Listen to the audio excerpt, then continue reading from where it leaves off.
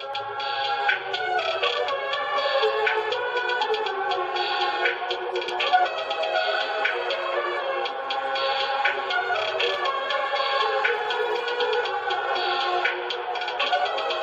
Perfect.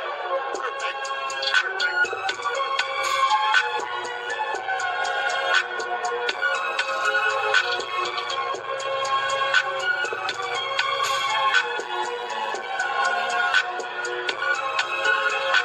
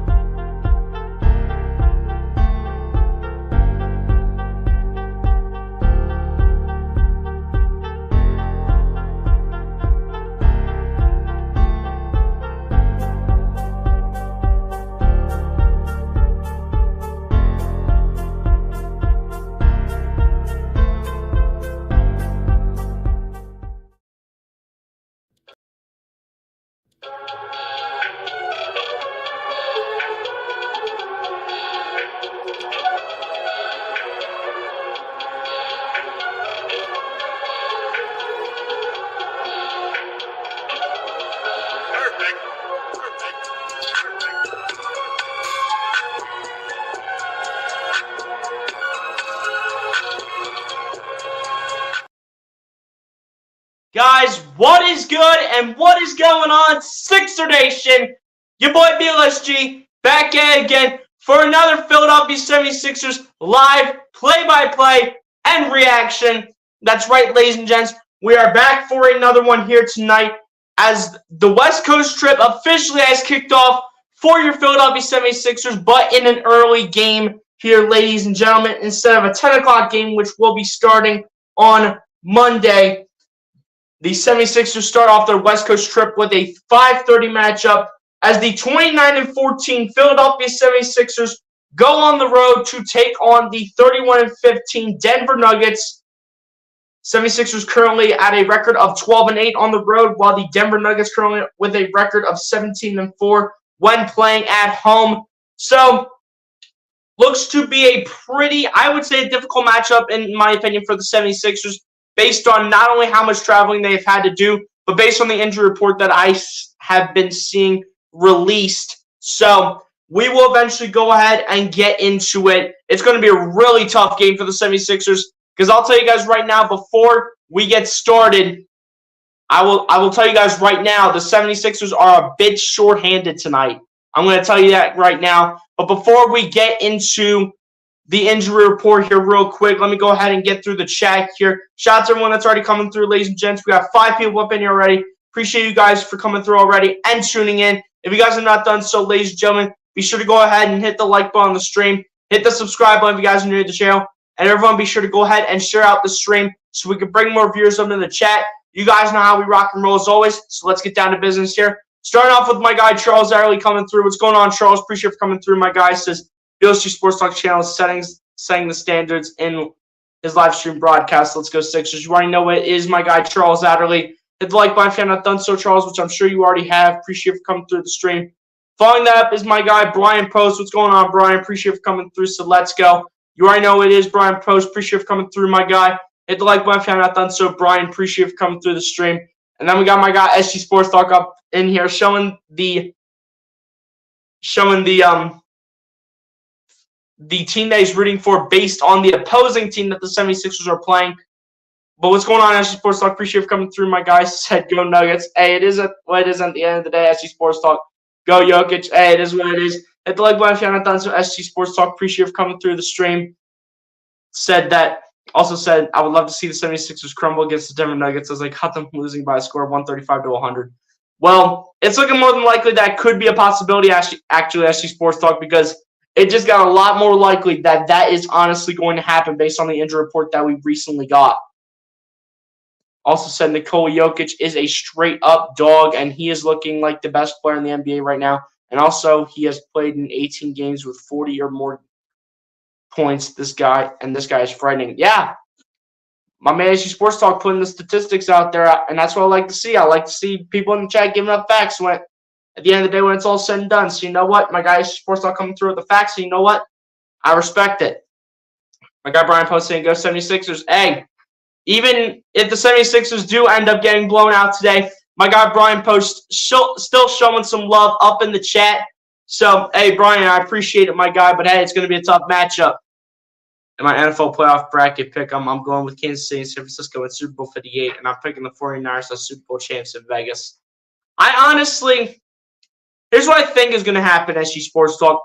For the two teams that I want in the Super Bowl, I want the Baltimore Ravens and the Detroit Lions. I want Baltimore to get in so that Lamar Jackson has his first opportunity at a Super Bowl trophy and a Super Bowl MVP. And also, I want Detroit to get in for potentially their first Super Bowl win in franchise history. What I think is going to happen, though, is that I still think the Ravens are going to come out of the AFC, but out of the NFC, I'm going to go ahead and say that the 49ers come out of the NFC because with the Lions having to go to Santa Clara and play the 49ers there, that's a tough place to win. So honestly, at the end of the day, I think it's going to be Ravens 49ers because, again, the NFL is literally scripted based on the way they have the Super Bowl logos every year based on how they've had, especially the last 3 seasons. But at the end of the day, it is what it is. My guy still coming through saying go Denver. At the end of the day, I'm going to let my guy talk his talk. I'm going to let him talk. Nikola Jokic's nickname should be the Angered the angry Serbian. Hey, if they end up giving him that nickname, that'd be crazy. Whoever takes care of the ball will win the game. Hey, that's true, my guy. That's true. Also, Milwaukee Bucks head coach Doc Rivers making his coaching debut against the Denver Nuggets. Hey, at the end of the day, I don't think this is really a great hire for Denver. I feel like this is a downgrade from, forget who their last coach was. I want to say it was H.A. Griffin, but they went ahead and fired him. So now, with them moving on to Doc Rivers, I feel like this is even more of a downgrade because based on what he did with the 76ers, he really was not able to have much success, especially in the position and in the phase of the NBA where he is at right now. Doc Rivers has really just not been great over the past couple seasons, and I think this could be the start of the downfall of the Milwaukee Bucks with Doc Rivers as the coach. But at the end of the day, I guess we'll see. 76ers will lose this game? Probably. I would say so. Brian Post saying no. SG Sports Talk saying F the 76ers. I'm not going to go ahead and say F the team. I mean, I'm obviously a 76ers fan, but I'm not saying F the team. And then my guy, SG Sports Talk saying the 76ers can go to purgatory. Jokic will dominate the 76ers probably with the way it's looking right now, if I'm being completely honest. Daniel Berry Sports Tiles, what's going on, Daniel? Appreciate you for coming through. Hit the like button if you're not done so, Daniel. Appreciate you for coming through the stream. Also wanted to say what's up to my guy, SG Sports Talk. SG Sports Talk showing some love right back. MC, what's going on? Appreciate you coming through, saying come on and win, Sixers. You already know it is MC. It's going to be a tough one, though, like I said before. And again, we will get to the injury report in just a little bit as I see your next – actually, no, that's not your next comment, but that's actually from Michael Kilberty, which I will get to eventually relating to his topic. I might actually skip over his because I'm going to show you guys the injury report. But MC, appreciate you for coming through, though. Hit the like button if you're not done so. Appreciate you for coming through the stream. So let's go to myself, actually. Whenever I see Sports Talk, I'm thinking it's SC Sports Talk, but hey, you said BLSC Sports Talk channel, let's go. Hey, I appreciate it, my guy. I appreciate that. Michael Kilberty, what's going on, my guy? I appreciate you coming through, saying B isn't playing. We will get to the injury report in just a little bit, my guy. But yes, that is actually true, ladies and gents. Joel Embiid is listed as out, and we will get more into it on why this is the case and why the 76ers will be looking a bit shorthanded today. As Charles also says, like, share, invite, subscribe for each person to be a part of this powerful stream broadcast. BOC Sports Talk channel setting the standards in the live stream. Hey, Charles, I appreciate it, my guy. Always showing support up in here. Shout out to my guy, Charles Adderley. I smashed the like button on my way in. Hey, that's one of my guys right there. Charles Adderley, you've been a low supporter of the channel, and I appreciate it, my guy. Absolutely. Lions versus Kansas City Chiefs Super Bowl. I mean, I could see that too, but I mean, with Casey having to go to Baltimore and try to beat the Ravens with the way the Ravens have been playing right now, and this is just me being honest. This isn't me being biased. I'm here to – where's the quote? Where's the quote right now? Thank you. Right there. Thank you. Thank you, producer. And this should be changed to 2024. Hold up. Can I change this for 1 second? I need to change this to 2024. I'm sorry, ladies and gentlemen. But this stands as the quote. This stands as my quote. I don't care what you say, especially when it comes to the sports aspect of things. This stands as my quote. It's about being honest and not biased, okay? Not to mention the NFL is already scripted anyway because of how they put the Super Bowl logos every year. It's already scripted anyway. So you know what? You might as well put the Ravens in the Super Bowl, and you honestly might as well put the 49ers up in there. I'm telling you, it's going to be Ravens 49ers, but I want it to be Ravens in Detroit. That's what I want it to be, but I know it's just going to be Ravens 49ers. Why? Because the NFL is scripted with the way that their Super Bowl logos are for the past 3 seasons, including this one and the past 2 seasons. It's been the same thing. 2 years ago, it was the Rams and the Bengals based on the Super Bowl logo being yellow and orange. Last year, the colors were midnight green for the Philadelphia Eagles and red for the Kansas City Chiefs. And then this year's Super Bowl logo, it's literally purple for Baltimore and then red for San Francisco. So you know what? It's scripted. I'm telling you, it's going to be a rematch between the San Francisco 49ers and the Baltimore Ravens. So let's go Chiefs and Lions. Oh, and let's go Sixers. This kid is awesome, Charles. Hey, MC, I appreciate that, though. Can you guys please subscribe to my channel? Hey, guys, be sure to go ahead and subscribe to my guy, Brian Post, as he says right here in the chat. Lions going to win 38-17. It's going to be really hard for Detroit to go to San Francisco and beat the 49ers. That's going to be really hard. I doubt they get it done, but if they get it done, I will actually be really happy. Because I want to see Detroit take a run at their first ever Super Bowl for an opportunity, their first Super Bowl win in franchise history. I would love to see it happen.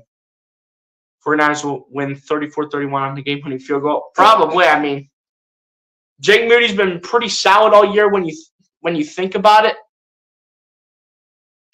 And at the end of the day, it is what it is, though. I mean, I can see that. I can see that happening.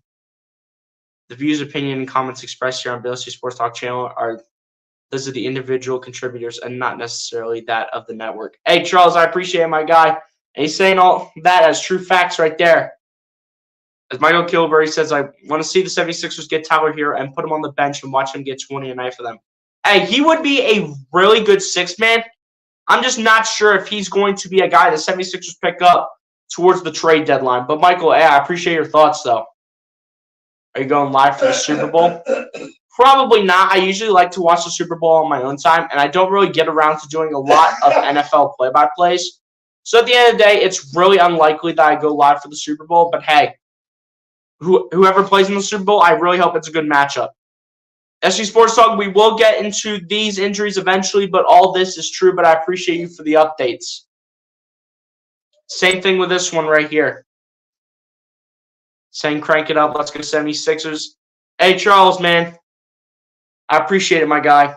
I appreciate it. I think you need to commentate the Super Bowl because you're better than the other commentators.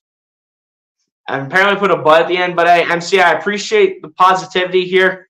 But, you know, I kind of just like to watch it on my own time, and I really have not gotten around to watching a lot of NFL play.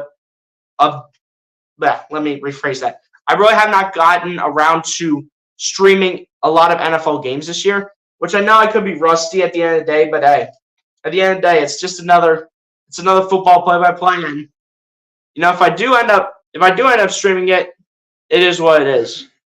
I got faith for the Lions. They're playing for a lot more than an NFC Championship. Facts. They're playing for a trip to the Super Bowl, and the first time they would make it there in franchise history, and an opportunity for them to, you know, have an opportunity at winning their first ever Super Bowl title.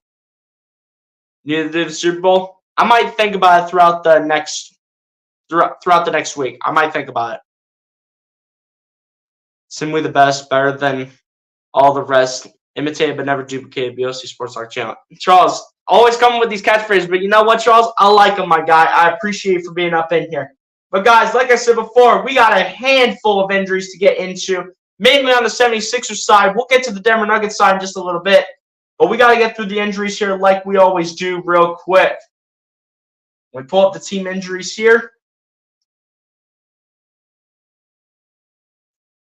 So apparently starting it out here for the 76ers, if I can ever move this down, this would be fantastic.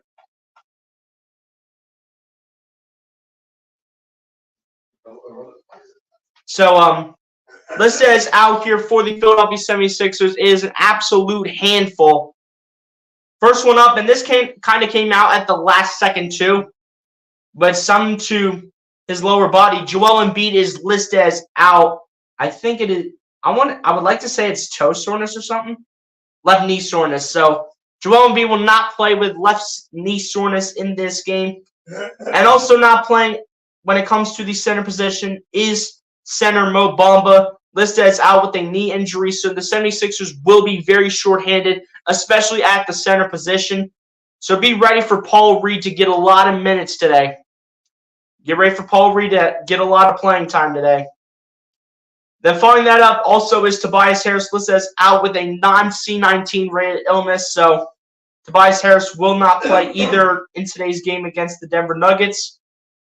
Also not playing for the 76ers is Tyrese Maxey, point guard Tyrese Maxey, listed as out with an ankle injury. not being able to play today. So get ready for a lot of minutes coming from Patrick Beverley. Get ready for Kelly Oubre to play a lot of the shooting guard role.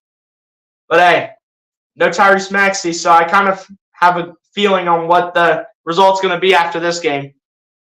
Then following that up for the 76ers is forward Kenneth Lofton Jr., still on the G League assignment, I do believe, because he was sent to the G League. So hopefully he'll be back up soon.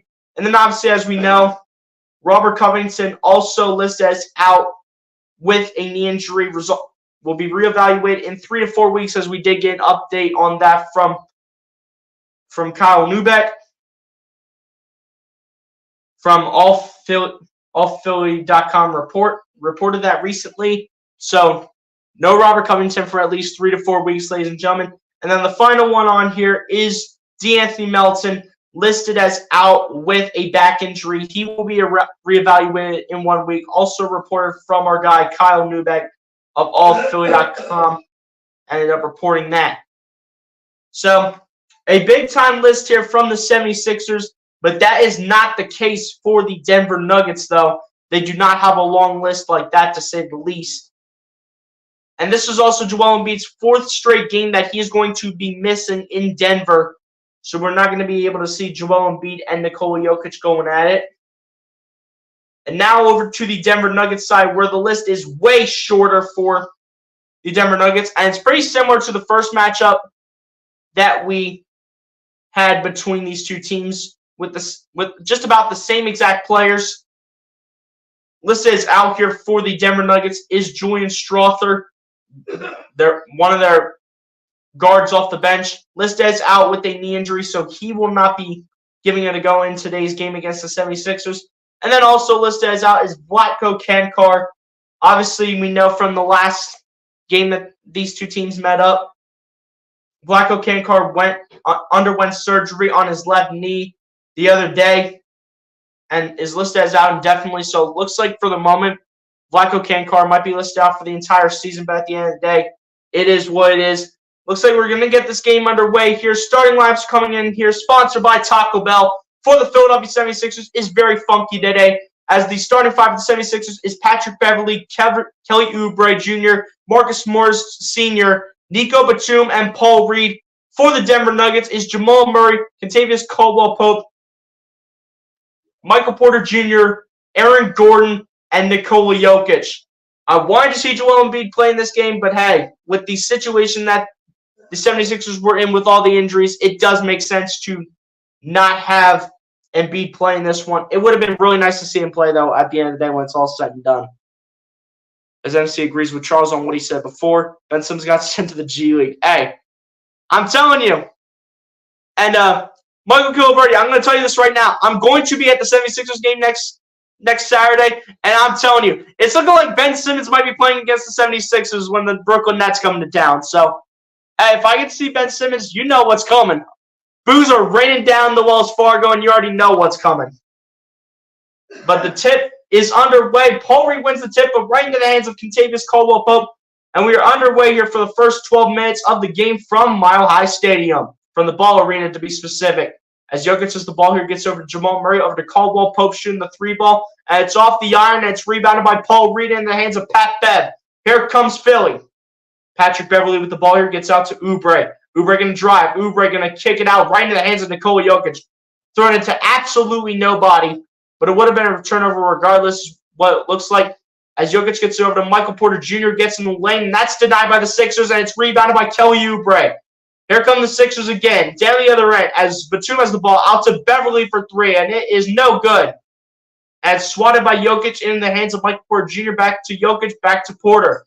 Porter bringing it down the floor, guarded by Pat Bev. Gets it over to Murray, over to Aaron Gordon, backing into Morris. Gordon with the reverse layup gets it to go. And Aaron Gordon's out here doing the head tap. Come on, it's the first bucket of the game. Stop acting so ridiculous, Aaron Gordon. Like, shut up. As Oubre has the ball, puts up a 2 on a floater, or 2 strong off the iron, and it's rebounding here by Michael Porter Jr. Here comes Denver again as Porter gets it over to Jokic. Jokic over to Caldwell-Pope. Going to fade away on this one for 2, and it's cash money for Kentavious Caldwell-Pope. You see Tyrese Maxey on the sideline here wearing street clothes here. Now here come the 76ers again. Pat Bev with the ball here for Philly. Gets over to Morris, over to Paul Reed. Reed guarded by Jokic, gets it over to Pat Bev. Bev over to Reed. Reed gonna pull up a jumper for two, and he gets it to go. Good shot by B-Ball Paul.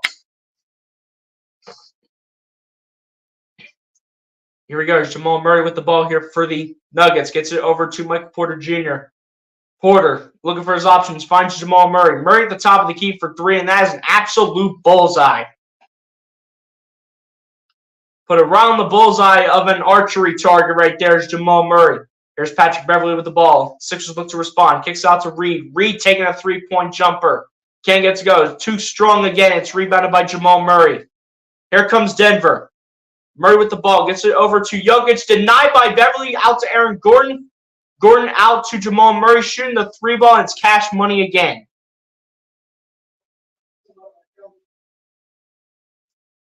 Rough start for the 76ers, but hey, at the end of the day, at this point, at this pace too, it's expected with how short-handed they are. As Oubre gets the ball over to Patrick Beverley. Beverley at the top of the key. Beverley going to his left, guarded by Gordon. Gets it over to Morris. Morris looking against Caldwell Pope. Going to pull up on this one for two, and it's a bullseye. There we go, Marcus Morris. Rough start for the Sixers, but hey, I'll take any bucket at this point. I don't care how good it is, how bad it is, as Murray answers with a three in style. And at this point, it's going to be a long game. You got Nick Nurse standing on his feet, and you already have Nick Nurse calling a timeout. Rough start for your 76ers, ladies and gentlemen. But at the end of the day, this is about to be expected, and we're about to be here for a long period of time.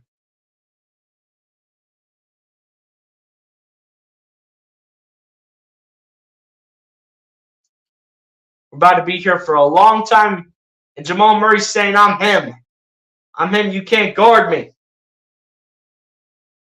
Oh, yeah, let me take my quote down. Even though it's so good to look at. Take that down real quick. Let me take my quote out. One of my famous quotes. All about being honest, not biased at the end of the day. Robert Covington out with the knee injury. DeAnthony Melton out with the back injury. We did talk about the injury report already. SG Sports Talk. Appreciate you for supporting like always. Even if you're supporting Denver, I still appreciate the support. But it's going to be a long game, ladies and gentlemen. We might as well see Denver's backups in now. We might as well start seeing them now. Like, are they seriously out here to embarrass us? Like, come on, man.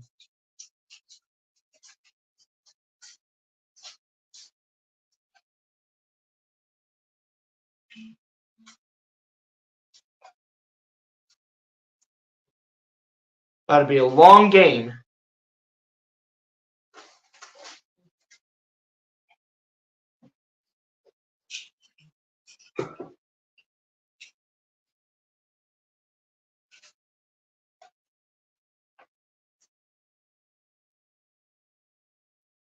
Yeah, guys, it's about to be a long game.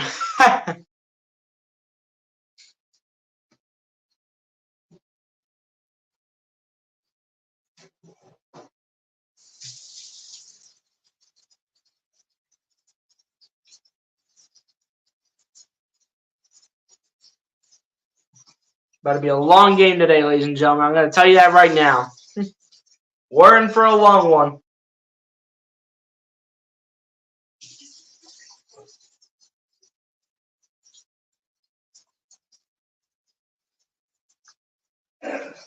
I really thought we were going to see Joel Embiid play today against Nikola Jokic, but until it came out at the last second that Joel Embiid was going to rest today, I was like, you know what? This is about to be a whooping.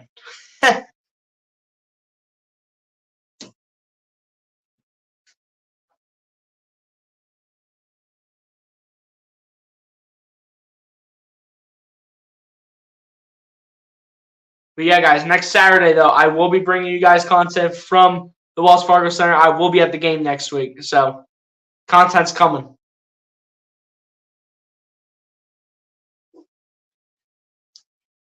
And when I go to Sixers games, ladies and gentlemen, I'm 2-0 so far, so I'm undefeated for now. But I'm telling you, if Brooklyn comes in and ruins that, if they come in and ruin that with Ben Simmons And if you got Ben Simmons trying to rain down all the booze and everything, oh, you're going to see an unhappy camper. Oh, my gosh. As the inbound pass is in here, we come back from commercial. Beverly with the ball gets over to Marcus Morris. Morris trying to get around Aaron Gordon. Now receives a double team. Morris looking for his options. Backing into Aaron Gordon. Going to fade away on this one for two, and he gets it to go. There we go, Marcus Morris. There we go. Put some fight in this game, guys. Let's go here. Come on. As Aaron Gordon with the ball here gets it over to Jamal Murray, over to Nikola Jokic. Jokic guarded by Morris, gets it over to Jamal Murray. Murray guarded by Paul Reed. Murray dancing for dear life, kicking out to Porter with a long-range three, and it's cash money. No defense whatsoever from the 76ers at all. Here we go. 76ers bring it down the other end with Oubre with the ball here, getting it over to Patrick Beverly. Beverly guarded by Michael Porter Jr. Now going to drive up the baseline. Goes over to Oubre with the two-handed tomahawk. There we go, Kelly. Come on, guys. We need defense now. Come on. Step it up on the defensive side of things here. Let's go. As Gordon with the ball, he gets over to Jamal Murray. Out to Caldwell Pope, over to Jokic. Jokic, guarded by Batum, kicks it out to Porter for three. Too strong off the rim. That's going to be off the hand of Patrick Beverly. That's going to go out of bounds, and it's going to stay with Denver. Yeah, I know. This is about to be a blowout. You want to do a 76ers vs. Warriors postgame show on your channel? It's going to be a little late for me, SG Sports Talk. And if you're talking about the 76ers matchup at home against the Warriors, I can't even do that because, honestly, I got to work when you think about it. But the inbound's back in. Murray going to fade away on this one for two over KJ Martin. Can't get it to go. But, of course, the Nuggets are able to put that one right back and make it back to a 10-point game. Here we go. Here's Beverly with the ball. Gets it over to Marcus Morris. Over to Kelly Oubre. Oubre with the ball. Gets over to Pat Bev. Beverly going to drive. Beverly gets it to KJ Martin. The reverse layup is good. There we go. But hey, we about to see some Terquavion Smith minutes. We're going to see some Ricky Council minutes today. Hey, I'll take it, though, to give them some time on what it's like to be in the NBA. As Aaron Gordon comes through, lays it up and in. If I was going to be calling the floor, though, I think it's going to be against Patrick Beverly.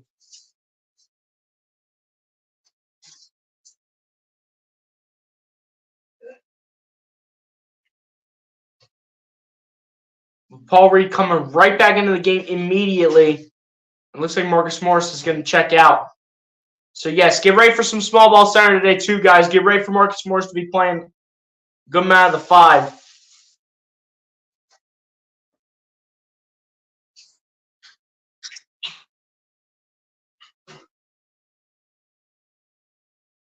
And the paper that they have of the missing person, Joel Embiid, with the MVPs and all that nonsense, get that out of here because Joel Embiid, according to my calculations, Joel Embiid won the MVP last year. So you can put that ridiculous paper to bed. As Korkmaz has the ball here for the 76ers, gets over to Paul Reed, puts it up for two, gets it to go, but the foul's going to be called on the floor beforehand. It's going to be called on Michael Porter Jr.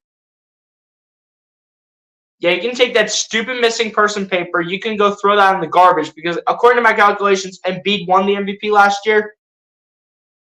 And Jokic is not averaging a triple-double, so how about you be quiet? As the inbound pass is in here, Reed gets it over to Korkmaz, over to Batum.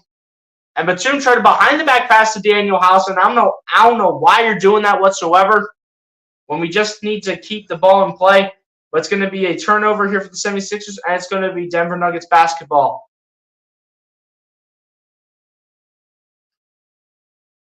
Here we go, Jamal Murray with the ball, and he'll be fouled here on the play here by Nico Batum. Come on, man. Gotta pick it up here. Bleacher, what's going on, my guy? Appreciate you for coming through. So totally forgot about Ben Simmons. Sounding a bit scripted to me.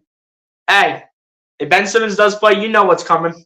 Boos are going to be raining down on Ben Simmons, and you already know it. But hey, Bleacher, appreciate you for coming through, my guy. Hit the like button if you're not done so. Appreciate you for coming through the stream. As Paul Reed able to make the savior for the Sixers, and it'll be into the hands of KJ Martin. And KJ Martin coming through up off the glass.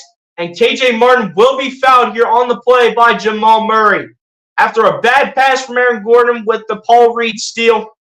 Shooting foul here called on Jamal Murray, sending KJ Martin to the line for 2. Great play right there by B-Ball. Paul coming out of the mud and making a play. All right, KJ, we need these free throws. Let's go. 6'6" for KJ Martin at the age of 23 in season number 4 of his career. First one at the line is good for KJ Martin. We need every bucket we can get. Brian Post says, what do you think about the NBA All-Star team? I think, honestly, there could have been a couple changes to the list. I mean, you could have had Trae Young or Donovan Mitchell. You could have one of those guys in over Damian Lillard. But apart from that, I mean, I really do think that there's not much wrong with each of the All-Star starters and the benches. Jokic with the ball gets over to Caldwell, put back to Jokic. Jokic kicking it over to Aaron Gordon, and it's too easy. All we're doing here is putting up 2s. We need some 3s eventually. Korkmaz with the ball here for the Sixers, gets over to Daniel House. House going to drive into the lane. House with the layup is good off the glass.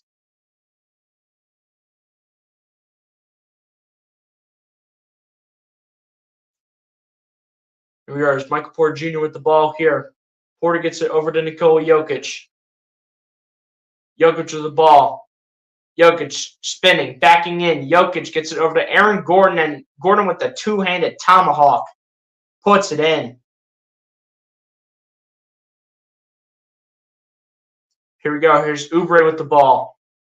Oubre looking for options. Oubre finds Paul Reed. Reed driving against Jokic. Reed putting it up off the rim and gets it to go. Big time shot from Paul Reed. Jokic with it. And it's a turnover here. House keeps it in play. In the hands of KJ Martin. To Kelly Oubre with that two-handed tomahawk. And a timeout called here by Michael Malone. Just like that, folks, we got ourselves a 5-point ball game.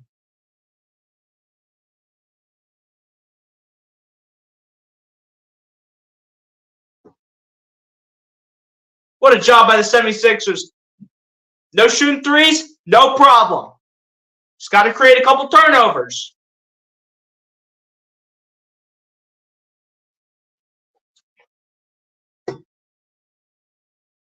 Come on, guys, let's go. Keep this going. Put up a fight against this Nuggets team. We might not win, but hey, let's put up some effort and let's show some promise against a team that's basically fully healthy. Because the 2 guys that they have out, they're really not that much of factors to the team. Most heartbreaking game as a Warriors fan was when Monte Morris hit the game-winning shot at the buzzer as they win the game by a score of 117-116 over the Warriors on February 16, 2022. And I'm sure that was heartbreaking for you, especially SC Sports Talk, as a Warriors fan, as you did say in the chat.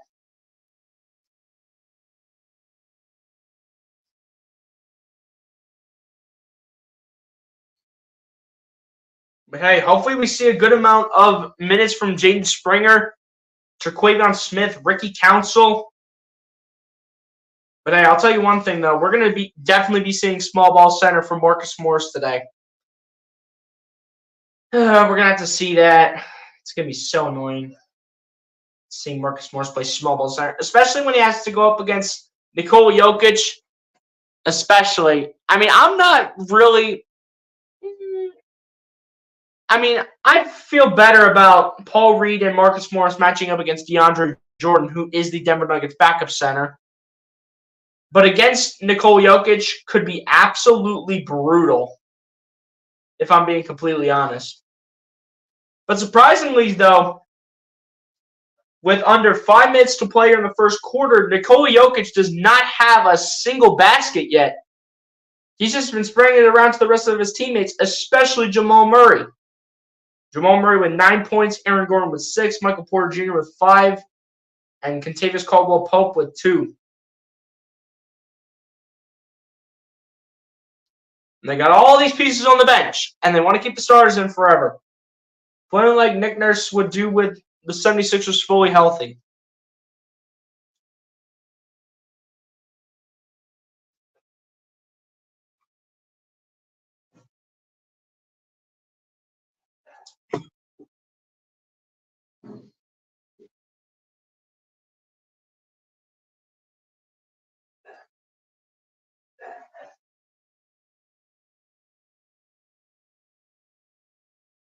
Yeah, guys, we do have a 5-point game here, 22-17.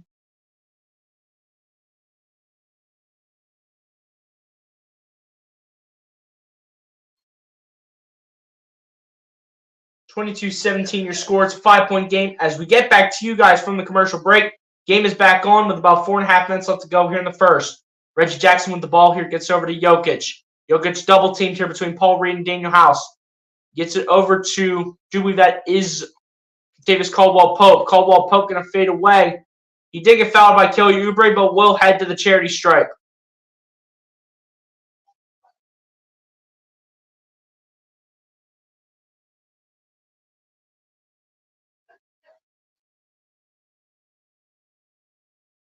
At least there are a few 76ers fans in attendance. First one on the line for Kentavious Caldwell-Pope is good. It should seem very likely, though, the 76ers end up losing this game, and Denver comes out with a W. Second one on the line is good for Kentavious Caldwell-Pope. And just like that, it's a 7-point game. Here we go. There's Patrick Beverley with the ball here. Gets over to Daniel House, over to Kelly Oubre at the top of the key. Oubre dancing, guarded by Gordon. Oubre driving in the lane, lays up, lays it in. Great layup right there off the glass right there from Kelly Oubre Jr. Let's go. Here we go. There's Jokic with the ball. Gets over to Caldwell-Pope, over to Reggie Jackson. Reggie Jackson gets over to Caldwell-Pope, gets over to Jokic. Jokic, guarded by Paul Reed. Jokic looking for his options. Jokic going to drive, going to spin, put it up for two with the hook shot, and that's good for Nikola Jokic, as that will be his first basket made of the day. Here we go. Here's Patrick Beverley with the ball here for the Sixers. Gets over to Kelly Oubre, shooting a three. Can't get to goes, it swirls the iron, and it's going to be rebounded by Reggie Jackson. Here comes Denver. He gets out to Aaron Gordon. Aaron Gordon backing in. Aaron Gordon dancing.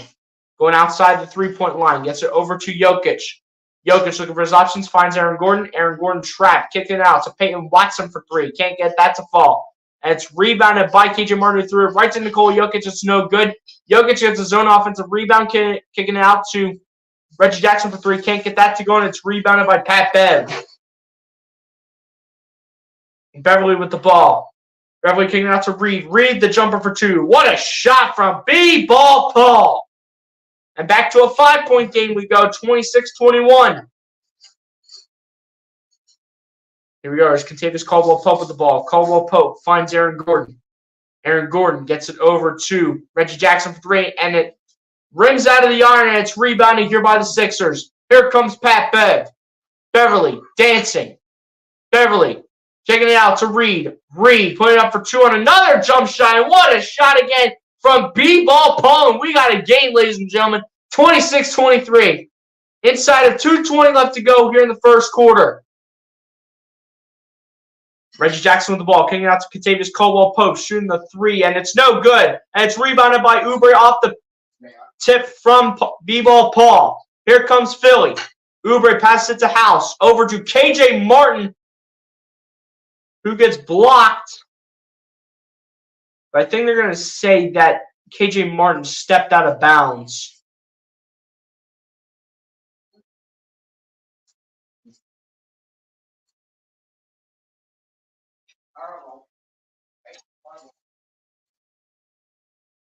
I think that's exactly what they're saying. I think they're saying KJ Martin stepped out of bounds on the play. But good start, though, from Paul Reed. 8 points, 4 boards. Payne Watson with the ball gets it over to Reggie Jackson. Reggie Jackson looking for his options here. Reggie Jackson towards the logo. Reggie Jackson going to sidestep on this one for three, and it's cash money for Reggie Jackson.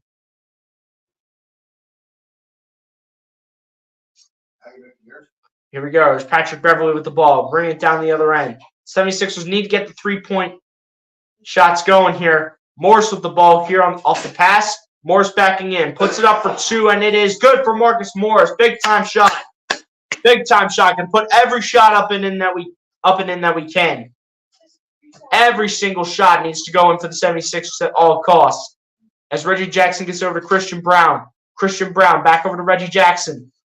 Reggie Jackson looking for his options here. Reggie Jackson pulling up. This one hits off the iron, and it's rebounded by the 76ers. And here comes Pat Bev once again. Beverly, driving, kicking out to Reed. Reed the jumper again. What a shot from B-Ball Paul coming out the mud. Let's go.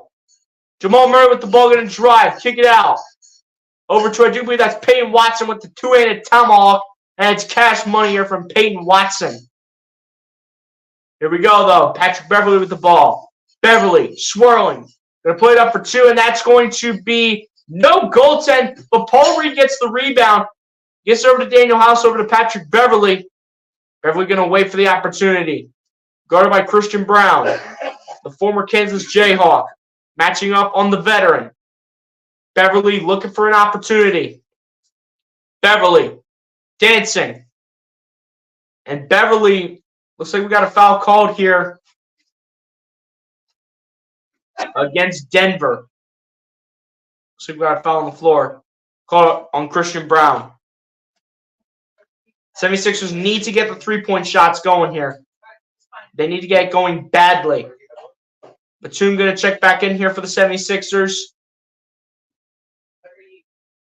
Going to take the place of Daniel House on the floor. Here we go. Patrick Beverly with the going to do the inbound here. Inbounds it to Morris. Morris looking for his options here. Guarded by Peyton Watson. Morris going to pull up on this one for two, and that's going to be airballed. It might have gotten deflected a little bit. Reed gets the rebound. Reed going to have to fade away on that one. Can't get it to go. But that concludes the end of the first quarter, where the 76ers, despite being shorthanded in this game, keep it close, keep it competitive with a strong Denver Nuggets team, as we have a 4-point game here in the Mile High, 31-27 as we head on to the second quarter.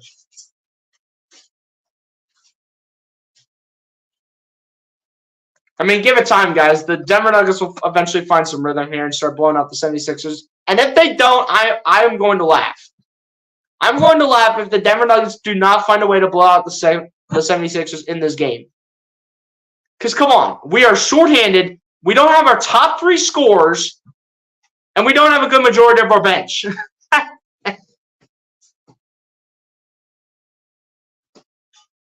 We don't have our top three players, and we don't have a good majority of our bench. We have a lot of the old dudes out here. I mean, come on, man. Are you doing post-game? I should be able to go ahead and go over all the statistics today, Brian Post. My phone was at 100%. It's going down, but not at a faster pace that it did the other day. So we should be good for the stats today towards the end of the game. We should be good.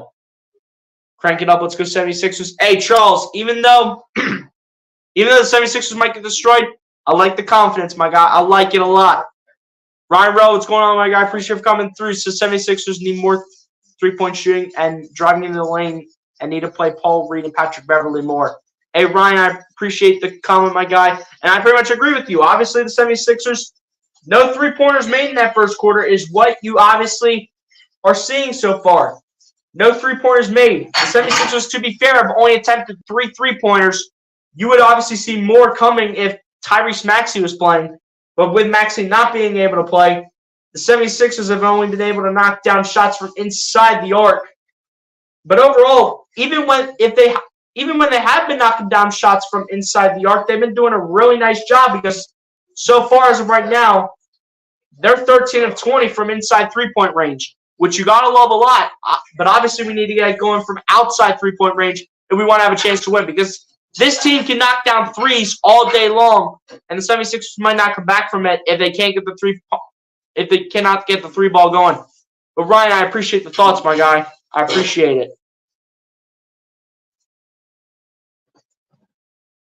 Looks like we're about to get the second quarter underway. We're looking at some game film here, apparently, from Jamal Murray on what we've seen so far in the first quarter. How about you talk about how it's a 4-point game in Denver with the 76ers playing a bunch of bench guys? How about y'all talk about that? It's not talking about all of Jamal Murray's game film. How about you talk about how the 76ers are keeping up with a nearly fully healthy Denver Nuggets team, while the 76ers have literally been sitting about, 6 or 7 of their players, including their top 3 scorers, Tyrese Maxey, Joel Embiid, and Tobias Harris. Can we talk about that for once? If I was on ABC or on any of these shows, that's what I'd be talking about. I'm just saying, I'm not listening to any script, any of the scripted nonsense. I'm not listening to that. Nothing from the scripts, nothing from the media. I'm not listening to anything like that through my headphones. If I'm in the position of these announcers. Come on, we got 7 76ers sitting this game, and you're telling me it's a 4-point game here against one of the top teams in the NBA at Mile High here in Denver. But the second quarter is officially underway as Paul Reed as the ball gets out to Patrick Beverley. Beverley with the ball guarded by Peyton Watson, and Beverley's going to be fouled by Peyton Watson. And it wasn't a shooting foul, I do believe. So I think this should just be an inbound pass coming.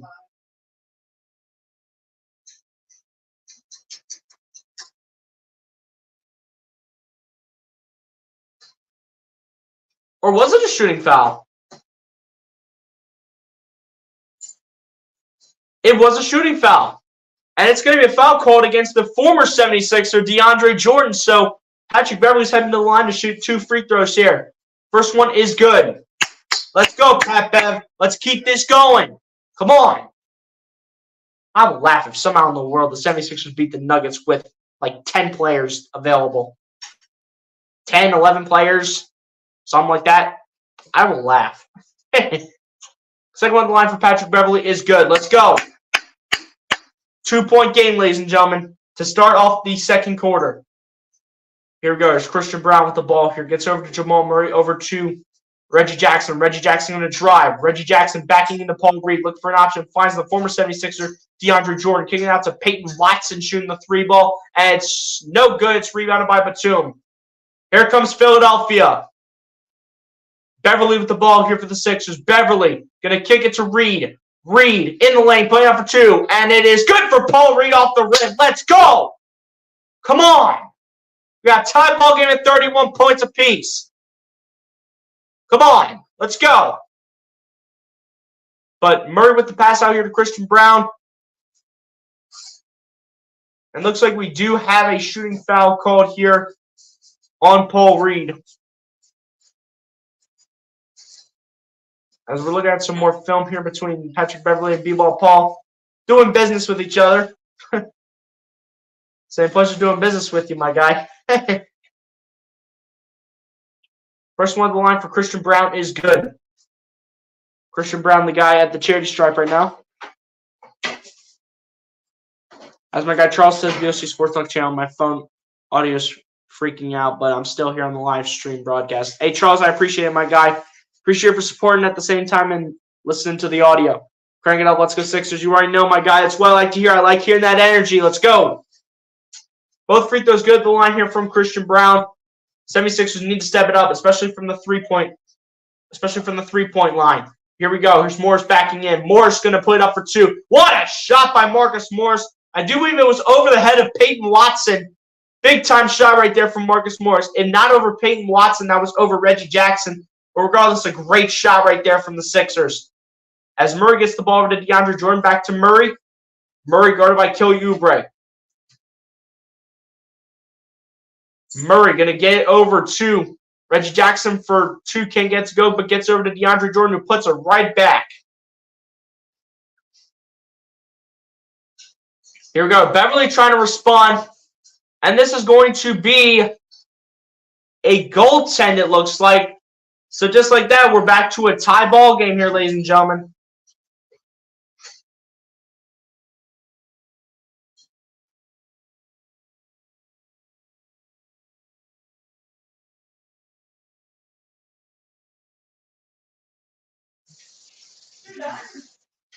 Here we go. Here's Jamal Murray shooting the 3 ball, and it is cash money yet again. 76ers need to look to respond here. They need a 3-pointer. They need it bad. Here we go. Here's Patrick Beverley with the ball here. Beverley going to take a 3. Bullseye. What a shot from Pat Bev. Tying the game right back up. Saying, you take a 3, we're going to answer. Come on. Peyton Watson with the ball here for the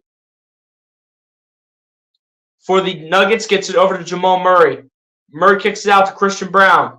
Christian Brown going to kick it out to Murray. Murray, the 3-ball, and his cash money again. Come on, guys. Where's the defense? Don't we want to show a lick of defense against this team? Want to show an effort for everybody that we got on our bench. Reed with the ball here for the Sixers. Gets over to Patrick Beverly. Beverly going to drive. Beverly. Pump fakes. Puts up for 2. What a pump fake from Pat Bev over DeAndre Jordan. And we got a timeout called here by Michael Malone. Let's go. Keep it going. Come on.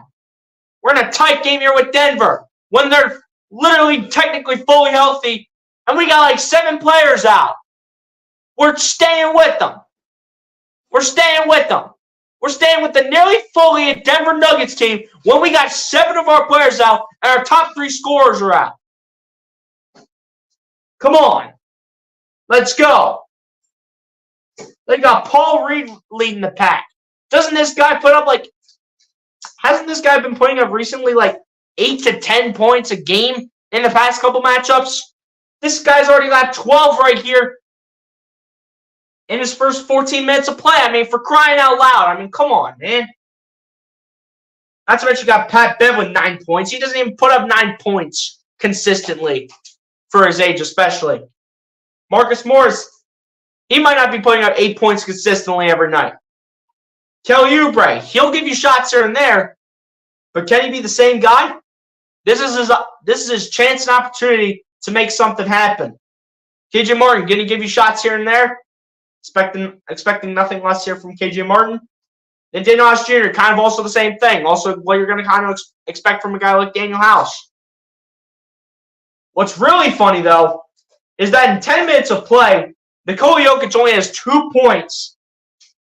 Might have 3 rebounds, 3 assists. I don't care about that. I care about the points right now. The fact that Nikola Jokic only has 2 points right now in 10 minutes of play is absolutely ridiculous.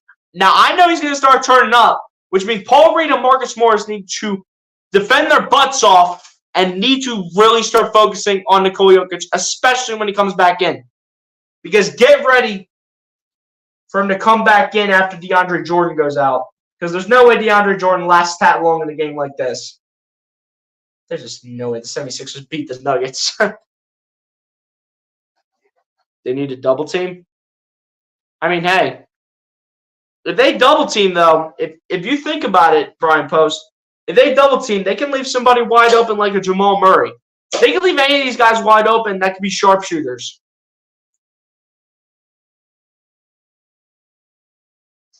Anybody that's a sharpshooter on the team, which it's looking like anybody outside Nikola Jokic has kind of been that way, especially if you're looking at Aaron Gordon, Michael Porter Jr., Jamal Murray, Kentavious Caldwell-Pope, Peyton Watson, Reggie Jackson. If you're looking at any of those guys can get wide open and knock down a shot. So at the same time, you have to be very careful with the way you double team. I don't care if Reggie Jackson's 1 for 5. I do not care. He can turn it up any given point in time. He did the same thing with the Clippers when he was under Ty Lue.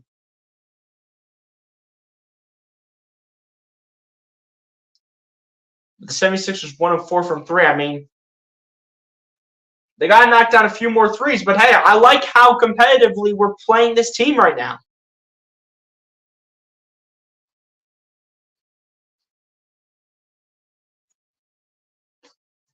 As we get back to you with in-game action here with Christian Brown with the ball here, gets it over to Michael Porter Jr. Porter Jr. going to fade away on this one over Marcus Morris for 2, and he hits it. That's a good shot right there from Michael Porter Jr. I'll give him credit where credit's due. Here we go. The Sixers looking to respond right here. As Oubre has the ball here, gets it over to Nico Batum. Batum with the ball gets over to Morris, over to Oubre. Oubre putting it up for 3 off the front of the rim, too short. And it's rebounded here by DeAndre Jordan in the hands of Jamal Murray. And here comes Denver. Jaden Springer is the one guarding him as he just checked into the game. And Jaden Springer looks like he's going to be called for the foul.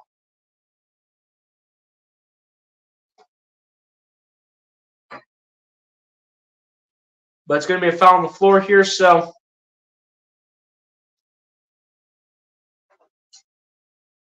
You foul on the floor, so it is an inbound pass, and the shot goes up and through here for Denver, and it's Michael Porter Jr. again. Come on, guys, let's show some promise here. Got to answer right back. Marcus Morris with the ball here off the pass. Kelly Oubre puts up a three, and it's cash money from Marcus Morris. Let's go. Come on. Keep up with this team, man. Let's go. Got to keep up. There's no holding back. Let's go. Marcus Morris with the ball here. Or rather, that's Jamal Murray with the ball here for the Denver Nuggets. Gets it over to Peyton Watson for two. Can't get the fall, but he will be fouled on the play by Jaden Springer. That's already Jaden Springer's second foul. Can't afford to get in foul trouble. I mean, that's two fouls already from Jaden Springer in a little over a minute. Jaden Springer, man, you got to be careful. Got to be careful. Got to know when to be aggressive and when to just lay off. Like a cup. Hey, I appreciate it, Brian. I've had this cup for quite some time now, though. So, but I know you being a new reviewer, you haven't really recognized it yet. So I appreciate that. It's been working out for me too, so I really do like this cup as well. Here we go. There's Jaden Springer with the ball here. And it looks like Peyton Watson missed both his free throws here. So here come the Sixers. Here's Marcus Morris especially. Morris pulling up on a fadeaway. And it's good for Marcus Morris. Big time shot over Jamal Murray. That is a huge shot. Michael Porter Jr. looking to respond, no good, but it's rebounding here on the offensive rebound by DeAndre Jordan.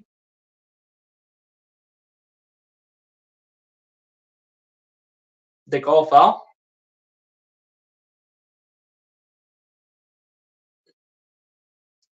So it looks like they did not call a foul on DeAndre Jordan. It's just going to be an inbound pass, it looks like. Marcus Morris will take a steal on the bench, and Paul Reed's going to go right back in. Marcus Morris off to a great start, starting with 13 points, shooting 6 of 7 from the field. Great start to the game for Marcus Morris. Inbound passes in to Aaron Gordon. Gets it back over to Reggie Jackson. Lobs up to Nikola Jokic. Jokic had that stripped by KJ Martin. But KJ Martin's going to be called for the fouls. Apparently there was too much contact with Nikola Jokic.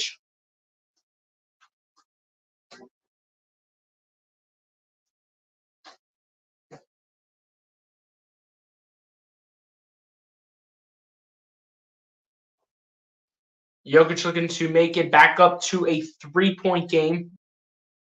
First one on the line for Nikola Jokic is no good. It hits off the front of the rim.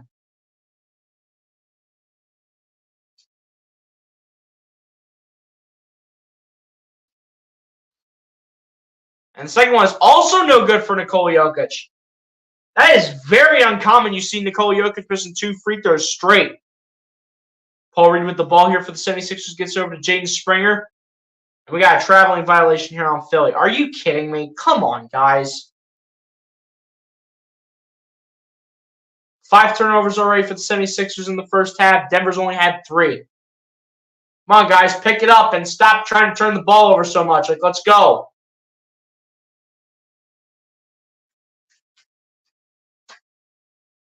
It looks like on the other end, we do have an offensive foul here called on Nikola Jokic, so it looks like we're going to be heading the other way. As the TV keeps glitching up like crazy. It's unbelievable how ABC cannot seem to get their nonsense together. And it looks like the TV was a little bit behind slightly, so now they called the offensive foul on Nikola Jokic. Hopefully it doesn't do that too much more because at times it's just going to make me get really mad. It's kind of been doing that since I started watching the Miami Heat New York Knicks game. When I watched that and saw what happened with ABC, I was not a happy camper.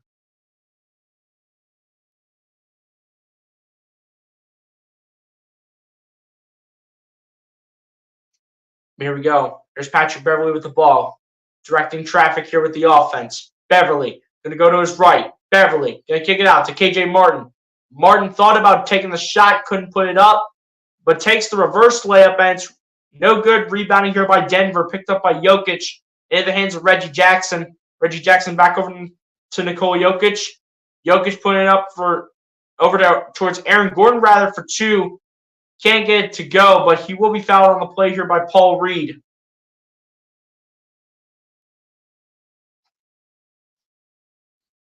Still a 1-point game, though. And I will respect it. I mean, Marcus Morris is definitely stepping up to the plate. When you give Marcus Morris minutes, he will put up shots for you. He will put up shots for you when you give him minutes. I'm just going to say that right now. And then Paul Reed also doing a really nice job with 12.6 rebounds already, as the first one on the line is good here from Aaron Gordon. 12.6 rebounds, though, from Paul Reed. I really like what Paul Reed's doing in Joel Embiid's place right now. What's your favorite NBA jersey? It's probably my City Edition Tyrese Maxey jersey that I got for Christmas, which I will be wearing that one to the game, ladies and gents, just so you know. I will be wearing that jersey. As Oubre has the ball here, gets over to Patrick Beverley. Beverley tried to pass it to somebody and threw it to absolutely nobody apart from the holes of Swiss cheese, and it goes out of bounds. And Denver will take over. That's the first turnover of the game here, specifically on Patrick Beverley. Here we go. It's Reggie Jackson with the ball. Reggie Jackson looking for his options, finds Michael Porter. Porter Jr. looking for his options, finds Jokic. Jokic driving, guarded by Paul Reed, puts it up, can't get it to fall, rebounded by KJ Martin. Let's go. In the hands of Patrick Beverley, over to Paul Reed with the two-handed tomahawk for the jam. There we go, Paul Reed. Come on. As Porter puts it over to Jokic, over to Reggie Jackson, shoot a 3-ball, and it is no good. Rebounded by Aaron Gordon, putting up a 3 over Daniel House, and it's cash money. Daniel House, can you please get your butt off the floor like you're crowing around like a baby? Like, for crying out loud. Patrick Beverley with the ball here going to his right. Beverley putting up for 2. Can't get to go, but he'll be fouled, and we'll head back to the charity stripe. Let's go. Come on.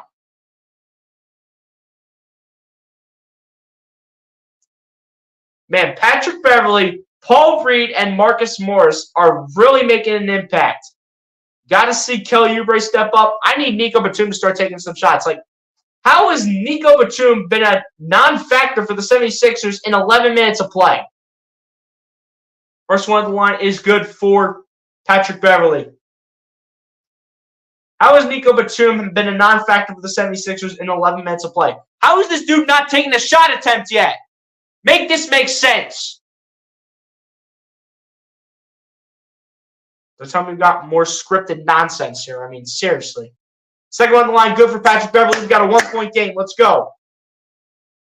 Patrick Beverley doing business out here with the team. Here we go. It's Reggie Jackson with the ball. Gets over to Nikola Jokic.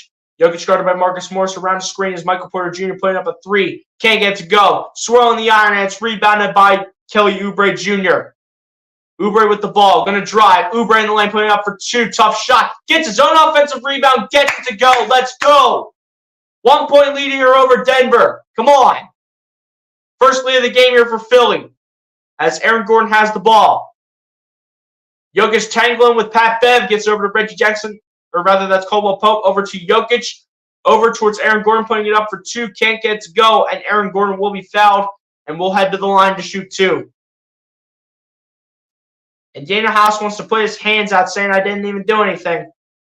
Well, Daniel House, maybe if you'd stop crawling on the court like a baby and would stop tangling with every NBA player in the world, thinking you could just tangle with everyone, maybe it wouldn't happen. So shut up.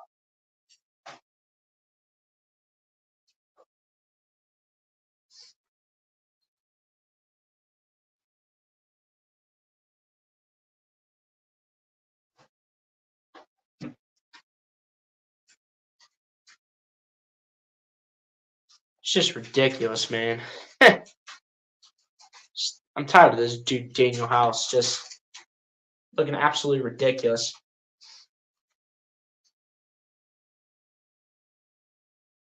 First one on the line is good here for Aaron Gordon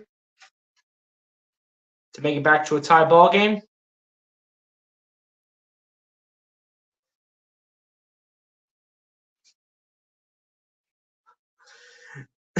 Man, this one ref literally just gave both Patrick Beverley and Kentavious Caldwell-Pope a technical.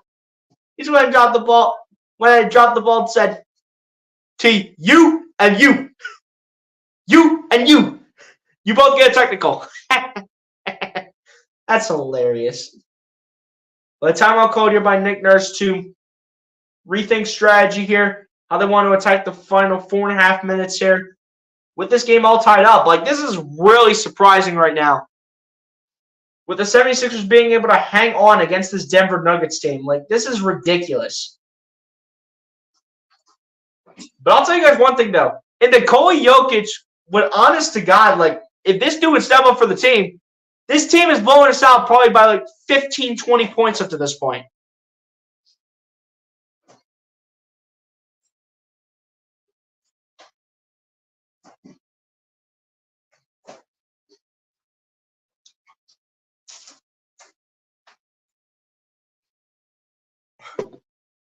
But they really have not gotten the scoring involved when it comes to Nikola Jokic.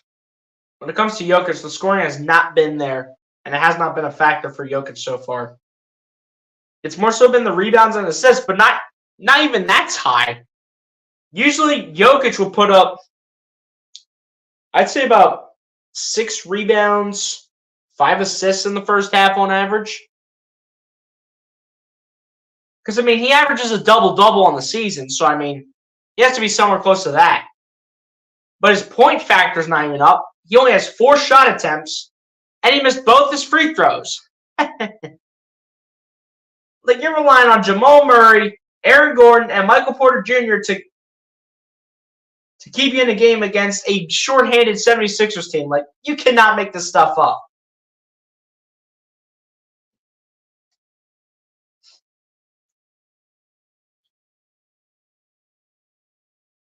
And the 76ers have done a really nice job when it comes to shooting the ball from inside three-point range.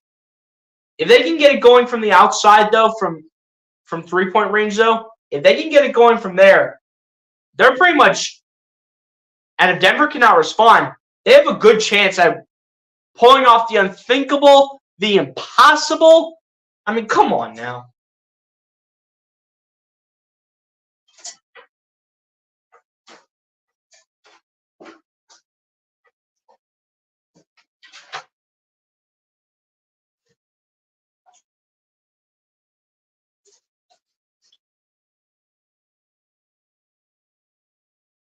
At the end of the day, though, the 76ers are really doing a nice job, though. As on the ESPN broadcast, you got Richard Jefferson, J.J. Redick, and Ryan Ruocco, I want to say that is. I'm probably pronouncing that wrong, but Ryan Ruocco, something like that.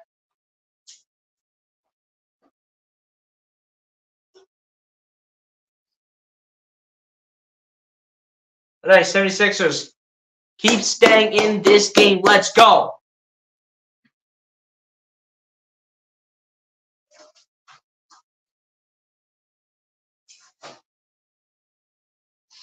Second one of the line here for Aaron Gordon is no good. So it will stay a tie game at 51 points apiece as we come back from commercials here. Patrick Beverley with the ball here. Gets it over to Kelly Oubre. Oubre with the ball. Then we get it over to Marcus Morris. Morris loses it. What are you doing, Marcus Morris? Apparently it was poked, though, by Aaron Gordon, so we'll stay with the Sixers. 10 seconds on the shot clock. 4:14 left to go in the first half.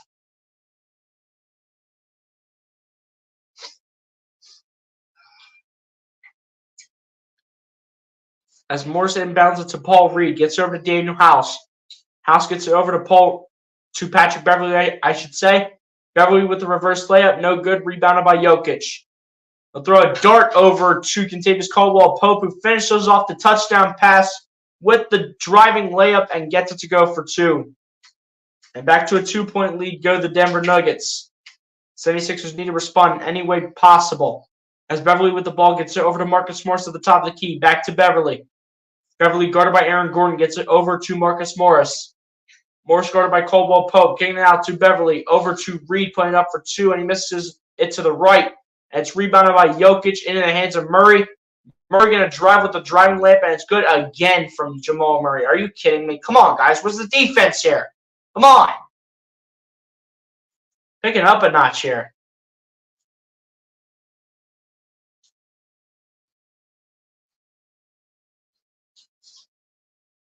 So most losses against a single franchise for J.J. Redick was apparently was the Hawks with 22. Here we go. 3 minutes left here in the first half as Murray puts it up, tries to get it up to Jokic, but that's intercepted by Daniel House, who will take it down the other way and will take it coast to coast. And it's going to be an and-one opportunity here for Daniel House Jr., and he'll head to the line for one more. Let's go. Can make this a one-point game, ladies and gentlemen. Let's go here. Come on.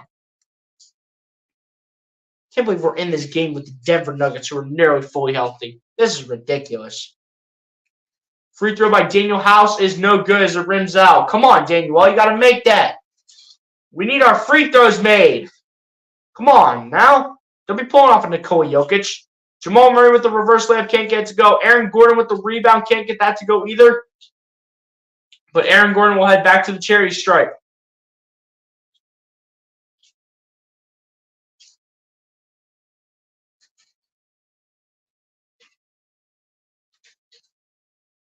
Looks like it's going to be a foul called on Paul Reed. So Aaron Gordon will head to the charity stripe, and Paul Reed's called for the foul. That's going to be Paul Reed's second in the game.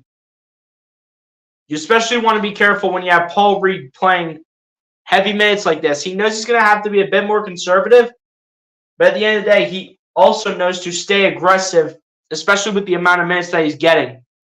Because the amount of minutes that Paul Reed's getting is going to be a handful. It's going to be a handful between him and Marcus Morris. Second one at the line is good here for Aaron Gordon. And back to a 4-point lead. Here go the Denver Nuggets. About 2.5 minutes left to go here in the first half. 57-53 is your score as Batum has the ball here at the top of the key. Gets it over to Kelly Oubre. Oubre being trapped for dear life. The ball was poked out by Kentavious Caldwell-Pope, and it's going to stay with the 76ers.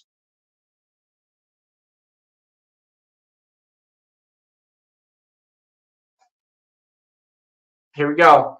There's Beverly with the ball here on the inbound. Gets over to Batum, over to Morris. Morris going to drive, pump fake, and Morris will be fouled. And Morris is sent to the charity stripe. Let's go. And he says, there we go. You already know what it is. 76ers staying in this game for however long it takes.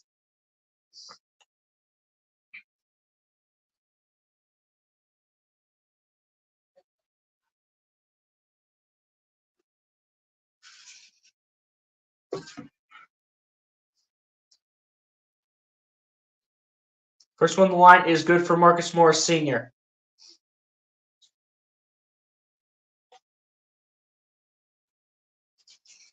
Good thing we did have Marcus Morris playing in this game, though, because so far he's been a factor. He was questionable coming in. 8 points in the second quarter, making 9 with both free throws made for Marcus Morris.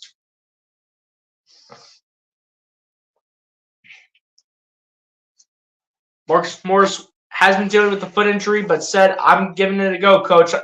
We need everybody on this team today. As Jokic with the ball here does get fouled and is going to head to the line.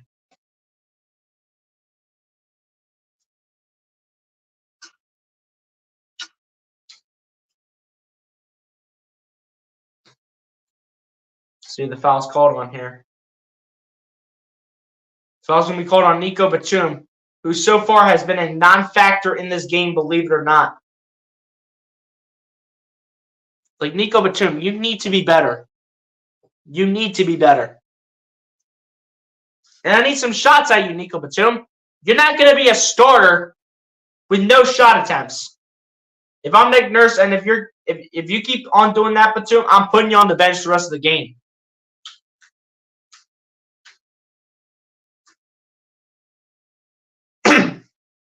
Here we go. Here's Morris with the ball. Pump faking on Jamal Murray. Puts one up for 2. What a shot by Marcus Morris. Huge first half here from the veteran Marcus Morris himself out of Kansas. 17 points for Marcus Morris Sr., 7 of 9 from the field. It's all. Kentavious Caldwell-Pope gets over to Jokic, over to Murray. It looks like we've got another foul here called on the Sixers. And this one's going to be called here on Kelly Oubre. That's going to be Kelly Oubre's second.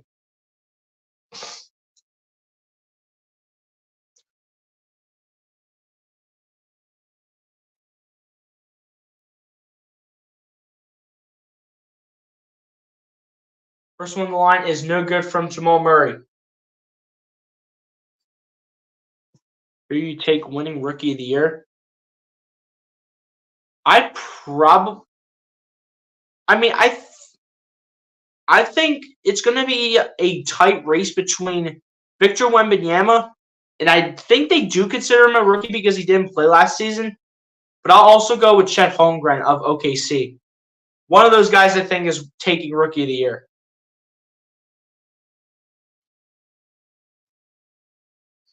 But I think they do consider Chet Holmgren a rookie since he did not play last year.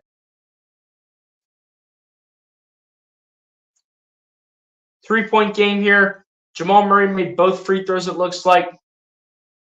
Actually, he made the second one, missed the first one. Inbound pass is in from Morris to Beverly. Beverly gets it back over to Morris, back to Beverly, over to Paul Reed, who turns it over. Come on, B-ball, Paul. You got to handle the pass. You know it's coming. As Gordon with the ball here for the Denver Nuggets gets it over to Jamal Murray. Murray going to his right. Murray dancing. Murray pulling up with this one for two, and it's cash money from Jamal Murray on the pull-up jump shot. Come on, guys. Where's the defense? Come on. Let's see some effort here. Let's go. Patrick Beverly with the ball here. Beverly kicking it out. And it's going to go out of bounds off of the hand of Kentavious Caldwell-Pope, and it's going to stay with the 76ers. 12 seconds on the shot clock, 48 seconds left overall in the first half. Good first half, though, from Jamal Murray, though, of Denver. I'll give him credit. 20 points, 7 of 10 from the field. Oubre with the pump fake here on Aaron Gordon, gets over to Batum. Back to Oubre for three. Bullseye! What a shot from Kelly Oubre Jr. Big-time shot here from the veteran from Charlotte that the 76ers ended up picking up in the offseason. As Murray gets it over to Jokic, puts it up for two and puts it in. 76ers looking for one more shot. Here's Beverly with the ball. Beverly gets over to Paul Reed. Reed going to drive. Reed going to go back to the outside, gets over to Patrick Beverly. Pat Bev on the outside now. Beverly directing the offense. Beverly coming inside. Beverly with the floater for two. What a shot from Patrick Beverly. Big-time shot from the veteran. We got a 2-point game, folks. Here we go. Here's Jamal Murray with the ball. Murray dancing, pulling up a three. No good. And the rebound is picked up by Marcus Morris, and that ends off the first half just like so. A great first half from your Philadelphia 76ers, despite being down to a nearly fully healthy Denver Nuggets team. Against a shorthanded 76ers team, the 76ers still hanging with Denver as the first half comes to a close with a 64-62 game in favor of the Denver Nuggets. But ladies and gents, on that note, we have approached halftime.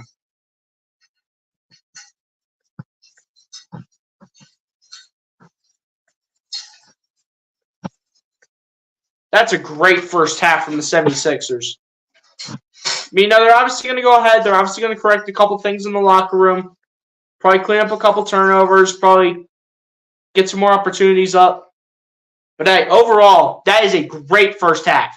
When you're shorthanded, when you're down your top three scorers in Joel Embiid, Tyrese Maxey, Tobias Harris, and when you're missing a good amount of your bench, and you have – hold up. Who do you have as your top three scorers right now? No, where's the box score? Come on. When you have Marcus Morris Sr., Paul Reed, Patrick Beverly, and Kelly Oubre all in double digits right now, and when you're staying with this Denver Nuggets team, you best believe that you showed off a good effort in that first half. And not even just good, a great effort in the first half. Bravo to the 76ers, ladies and gentlemen. They played a great first half right there. And we would need to see the same thing in the second half. And you know what? If this is even a close game by the end of this game, I'm not even going to be upset. I'm not going to be upset if the 76ers end up losing a close game to the Denver Nuggets, because the Denver Nuggets should be having a blowout on the 76ers. This should be having a field day. And literally, the way it's looked, that is not the case so far. But hey, we still got 24 more minutes of play. We'll see what happens. But on that note, ladies and gents, we're going to go ahead and go over the halftime stats here. Then we're going to go ahead and take the halftime break here, like we always do. So starting it off on the Philadelphia 76ers side, we go. Marcus Morris leads the way here for the Philadelphia 76ers with 17 points and a rebound. Following that up is Paul Reed, finishing the first half with 14 points, 6 rebounds, an assist, and 2 steals. Then following that up is the veteran himself, Patrick Beverley, finishing the first half with 13 points, 2 rebounds, 8 assists, and a block. Then following that up is Kelly Oubre Jr. finishing the first half with 11 points, 3 rebounds, and an assist, as well as a block. Then following that up off the bench is Daniel House Jr. Finishing the first half with 4 points and 2 steals. And then rounding it off here, believe it or not, for the Philadelphia 76ers is KJ Martin, finishing the first half with 3 points, 2 rebounds, and an assist to end off the first half stats here for your Philadelphia 76ers. Now over to the Denver Nuggets side now, as Jamal Murray ends up leading the way for the Denver Nuggets so far in the first half through 24 minutes of play with 20 points, 2 rebounds, and 5 assists. Then following it up here is Aaron Gordon for the Denver Nuggets, finishing the first half with 13 points, 2 rebounds, and an assist. Then following that up is Michael Porter Jr. in the starting 5, finishing the first half with 10 points, 3 rebounds, and an assist. Then following up in the starting 5 is Nikola Jokic, finishing the first half with 6 points, 7 rebounds, 5 assists, and 3 steals.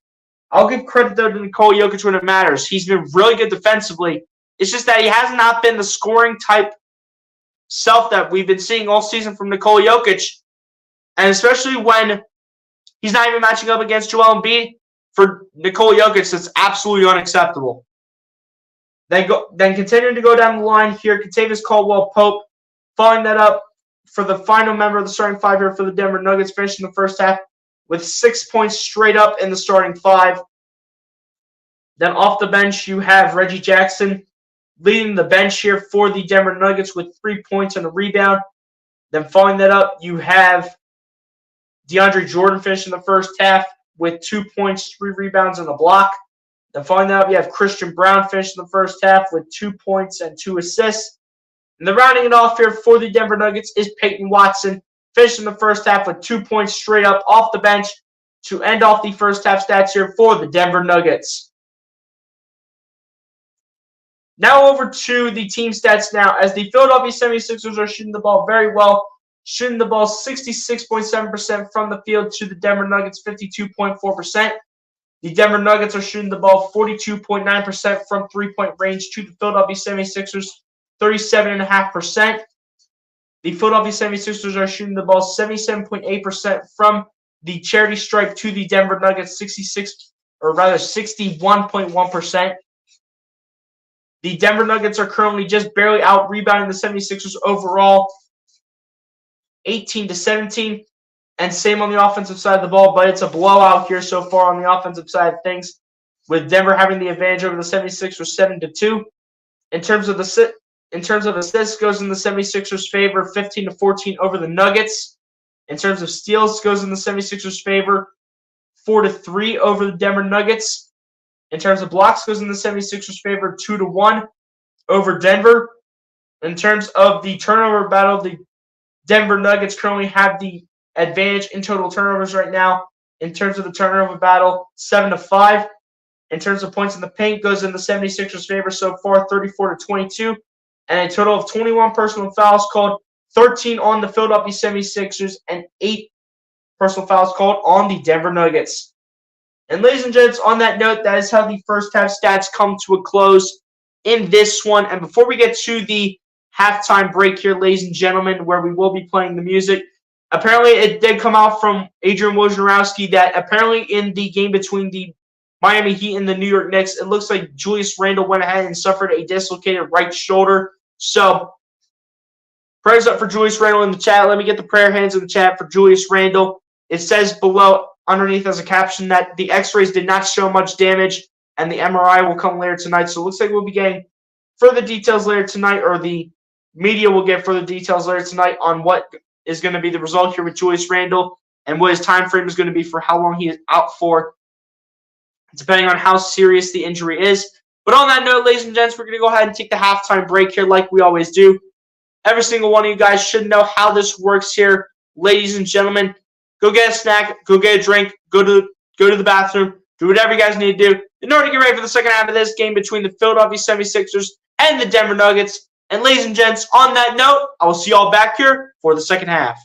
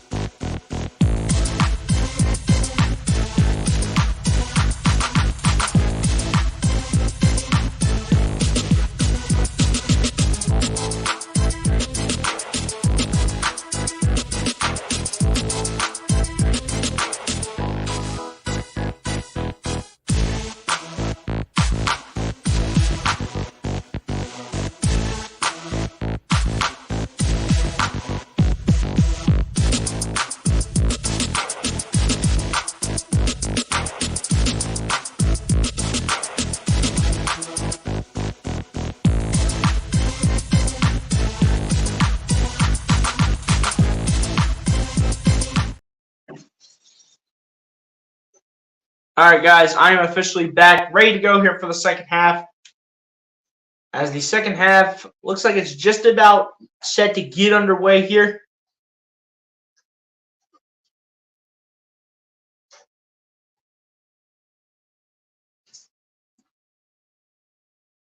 As we are back here with your second half in-game action. Here we go. Patrick Beverley going to start off with the ball, dribbling with it down the floor. Beverley going to his left, kicking it out to Paul Reed. Reed over to Oubre. Oubre coming inside. Oubre going to battle, put it up for two, and he can't get to go, but it's going to be Paul Reed with the putback. Beautiful start to the second half here from your man B-Ball Paul coming out the mud. Here we go. Here's Jokic with the ball here for Denver. Guarded by Marcus Morris, gets it over to Aaron Gordon, gets over to Jamal Murray for three, and it's good, and one. Jeez. Come on, guys. This is not the time to be fouling Jamal Murray. This is not the time right now. Can't be doing it when you're in a close game.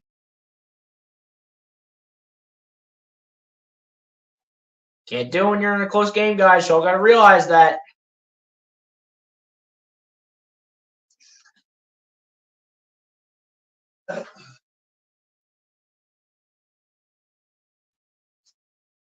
And we already have a timeout called here, probably by the Sixers more than likely. As Nick Nurse is already hating what he's seeing already from his team, as that's another foul called here by Nico Batum. That's going to be Batum's third. And how does Nico Batum have yet to take a shot in this game? Like 15 minutes and you're letting Nico Batum still play, coach? Come on. I'd play KJ Martin for a good amount of the rest of the game if I wanted to. I'd start playing Jaquavion Smith right now. I'd play Ricky Council right now.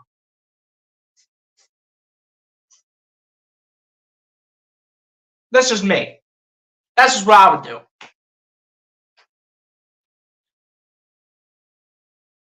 But the last time that these two teams went ahead and matched up, the 76ers ended up winning at home 126-121 back on January 16th, just a couple weeks ago.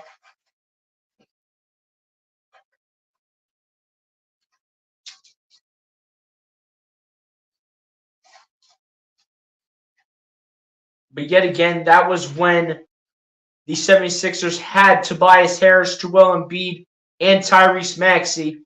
That's when they had all three of them. Tonight, they don't have a single one of those players, and they're still finding a way to stay in this game here with the Denver Nuggets. But now's not the time to be fouling any of the Denver Nuggets players, especially Jamal Murray, who has the hot hand right now for the Denver Nuggets up to this point. I mean, Aaron Gordon's been good. He just hasn't shot the ball enough. And then Michael Porter Jr. has kind of been right up in the middle. And then Nikola Jokic so far in the first half has been non-existent, apart from his rebounds and assists and his defense. His scoring, though, has been the only thing that's been non-existent so far. Everything else is pretty respectable from an MVP candidate like Nikola Jokic. It's just the point total that's not there.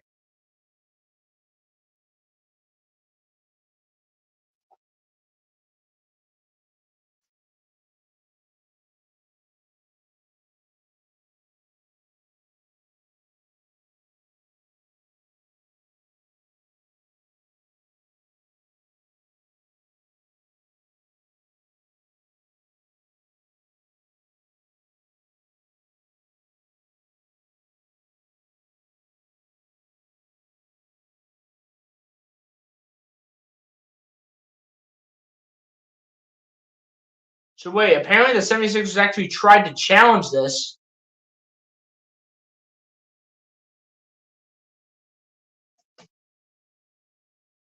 Saying that nobody fouled Jamal Murray, and that's actually the case because Jamal Murray actually had a landing zone when you look at it from a different perspective. So that's just a three-pointer right there for Jamal Murray, no and one opportunity. Here we go. There's Kelly Oubre Jr. with the ball going to his left, and we have a foul called on the offensive side here from the 76ers. Foul called on Marcus Morris. Can't be doing that right now. Come on, guys. Pick it up. Pick it up, guys. Come on. Let's pick up our rhythm here.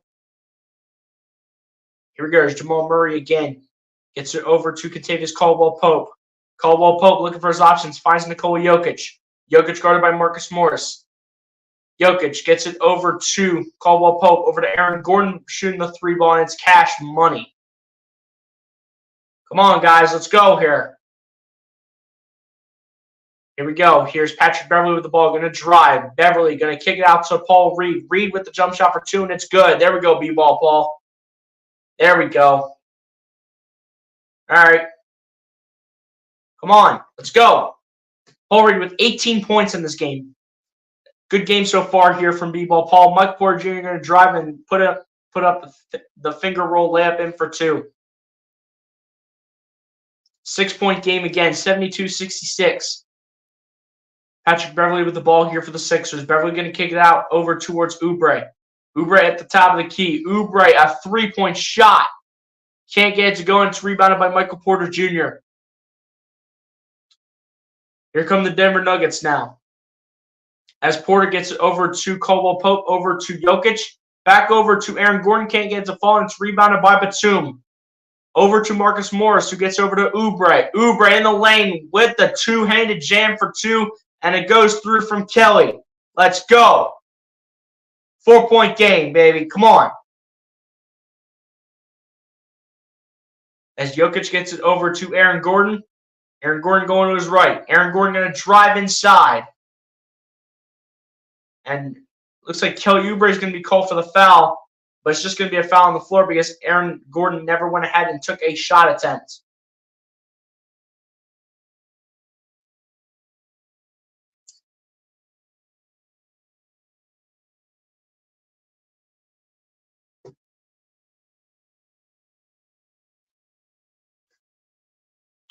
Shot for three by Denver's up and no good from Jamal Murray. And an absolute miscommunication of a turnover here between Patrick Beverley and Marcus Morris. Marcus Morris never saw the pass coming. That's the third turnover in this game here from Patrick Beverley, who nearly has a double-double in this game. 13 points and 9 assists in this game so far. Michael Porter Jr. with the ball here for the Sixers, or rather the Denver Nuggets, I should say. Gets it out to Jamal Murray, back over to Nikola Jokic. Jokic guarded here by Morris, puts it up for two, puts it in. Finally, Nikola Jokic did something. Hooray. Hooray, Nikola Jokic did something for all you Denver Nuggets fans. Woohoo. Here goes Beverley with the ball here, gets over to Oubre. Oubre going to drive, put it up for two, gets it to go. Good shot right there, Kelly Oubre. Come on. Come on, let's go. Jokic with the ball here, backing in against Marcus Morris. Jokic gets it over to Jamal Murray. Murray gets it over to Jokic. Jokic going to drive the layup off the glass, and it goes through for Nikola Jokic. 6-point game still. 76-70. Morris the top of the key three, and it comes up short. It's going to go out of bounds off the hand of Paul Reed, and it's going to stay with Philadelphia. Or rather, it's going to go with Denver.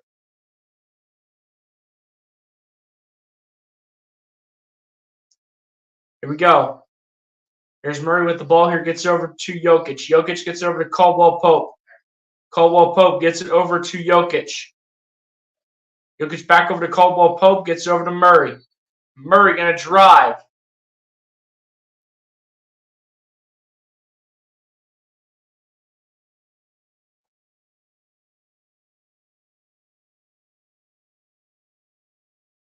A lot of key players stepping up here for the 76ers, especially Paul Reed, Marcus Morris, Kelly Oubre, and Patrick Beverley. They've been the main guys stepping up here for your 76ers in this one. So defensive 3-second violation called on Michael Porter, and we're down the other end right now. Paul Reed on the pass to Beverley, over to House, over to Morris. Morris guarded by Jamal Murray for dear life. Morris puts it up for 2, and it's too short again. Come on, Marcus Morris. Pick it up. As Porter gets it over to Jokic, Jokic puts it up for 2, and it's cash money. You cannot be leaving Nikola Jokic wide open. Nick Nurse, call a timeout right now before you start putting me on life support over here. Let's go. Just getting out of hand already. You're letting Nikola Jokic get hot at a time like this. Y'all were clamping this man in the first half based on his point total. This man had 6 points. This man had 6 points at the end of the first half, and now he's stepping it up with 12. Come on. He's already got double his amount here in the third quarter. He only had 6 points in the first half. He already has that same point total here in the start of the third quarter. Not even 5 minutes in. Come on, we got to start locking him up again. Let's go.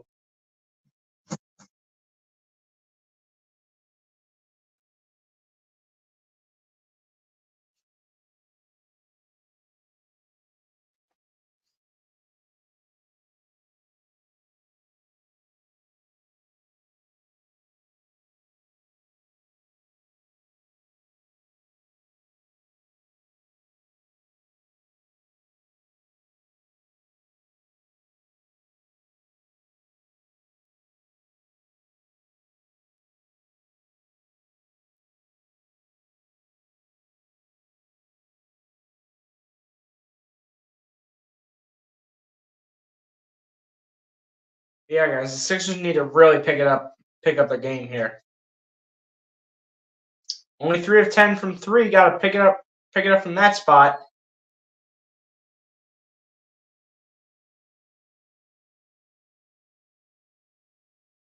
Got to pick it up in that category. Got to pick it up from 3. 3 of 10 is unacceptable here.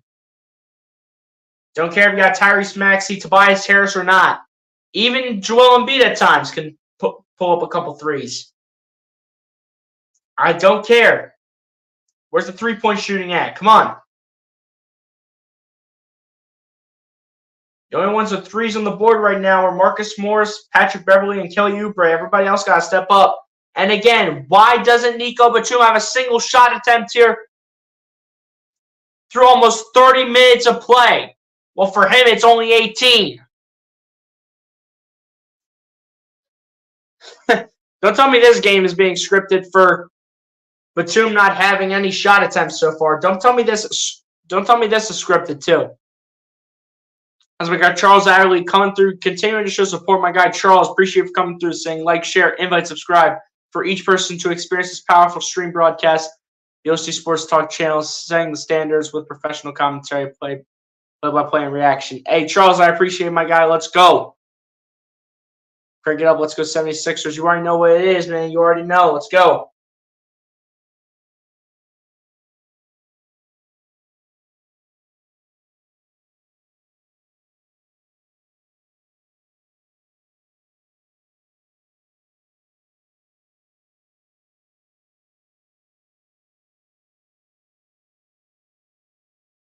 Patrick Beverley giving Paul Reed a couple pointers as you hear him on Sounds of the Game right now on ABC. First double-double of the season for Patrick Beverley with 13 points and 10 assists. Let's go, Pat Bev.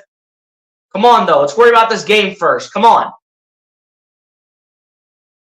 Beverley with the ball gets it over to Daniel House, over to Kelly Oubre. Oubre going to drive. Oubre going to put it up off the glass. Can't get it to go. It's rebounded by Jokic. Come on, man. Get an offensive rebound. Jamal Murray with the ball here for the Denver Nuggets. Gets it over to Jokic. Puts it up for 2 on a floater. Can't get it to go. Stripped by Patrick Beverley, but is last touched by Nikola Jokic, according to the officials. Michael Malone saying, let's not challenge that. Let's save our challenge for later so we don't waste it. Here we go. Here's KJ Moore with the ball. Gets it back over to Patrick Beverley. Beverley going to his left around the screen. Beverley looking, pump faking constantly. Tries to get out to Kelly Oubre, but that's intercepted by Aaron Gordon. Here comes Denver. Aaron Gordon putting up a 3. Too strong off the iron, and it's rebounded by KJ Martin. Let's go. Come on. Need some points here. Beverley with the ball going to his left. Beverley looking for an option. Finds Morris. Morris loses the ball out of bounds, but off the hand of Michael Porter Jr. to allow the 76ers to keep possession. 12 seconds on the clock. An overall really good performance by Patrick Beverley. First double-double of the season, 13 points, 10 assists. If you take the 4 turnovers away, he's having a phenomenal performance. As Marcus Morris Sr. originally missed the shot, but Kelly Oubre Jr. able to put it back on the offensive rebound and put it back for 2, making it a 6-point game with less than 6 minutes left to go here in the third quarter. Here we go. There's Jokic with the ball off the pass from Murray. Jokic putting it up for 2. Of course, he gets it to fall, but we have a foul on the floor here called on, I do believe it's going to be called on Denver. Or rather, why am I thinking Denver? Because obviously that would be an offensive foul. It's going to be a foul called on Philly. It's going to be on KJ Martin. But Jokic trying to chase after the ball. It doesn't touch the baseline as he gets it back into play to Aaron Gordon. Out to Caldwell Pope for 3. Can't get to go. Rebounded by Michael Porter Jr., who is absolutely surrounded. Puts it over 3 guys in the hands of Caldwell Pope. Over to Jokic. Back to Caldwell Pope. Putting up for 2. Can't get that to go. And it's rebounded by Korkmaz. There we go, Corky. Come on. Korkmaz putting it in the hands of Oubre. Over to KJ Martin, battling in the lane, putting it up for 2, putting it in. Let's go, KJ Martin. Come on. What a job right there from KJ Martin, baby. Let's go. Timeout called by Michael Malone. Come on. Let's go.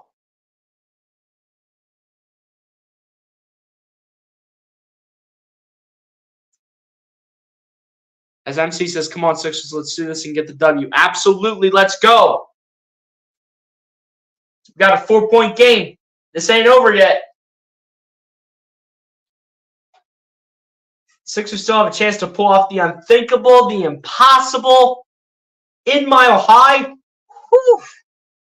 If they're able to pull off you know what, then I don't care what you say, this would be the greatest you know what of the season.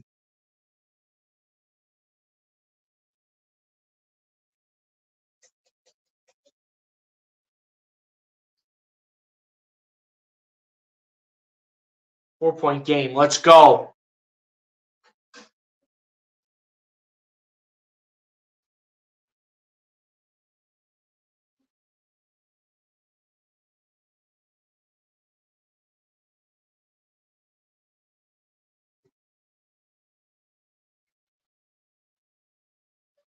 Here we go. 4-point game.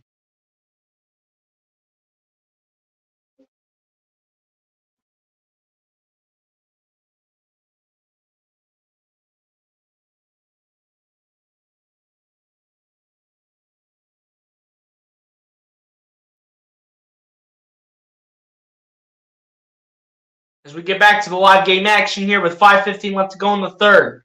78-74, Denver leads it. They've missed their last 4 field goal attempts. Here we go. Reggie Jackson with the ball here for the Denver Nuggets. Guarded by Kelly Oubre. Gets it over to Nikola Jokic. Jokic backing into KJ Martin. Jokic looking for an option. Finds Michael Porter Jr. with a sidestep. Faking the sidestep, actually. Gets over to Reggie Jackson. Back to Porter. Shooting the 3 ball. Can't get it to go. And it's rebounded by Jokic over like 4 players, but just so it's intercepted here by Furkan Korkmaz on the steal. Gets out the house, shooting a 3. And Daniel House, you need to never shoot a 3-pointer ever again in your life. You're only allowed to shoot layups at this point. As Michael Porter Jr. shoots a 3, and it goes off the iron, and it's rebounded here by Morris. Here comes Philadelphia. Korkmaz with the ball here for Philly. Korkmaz gets it over to KJ Martin. KJ Martin in the lane, lays it up for 2, lays it in. Let's go, KJ Martin. Come on. 2-point game here in Mile High. Let's go.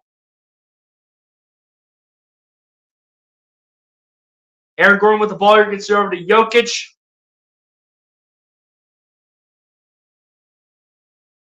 And looks like, did Jokic get fouled? Looks like he does. We do have a foul here called on Paul Reed.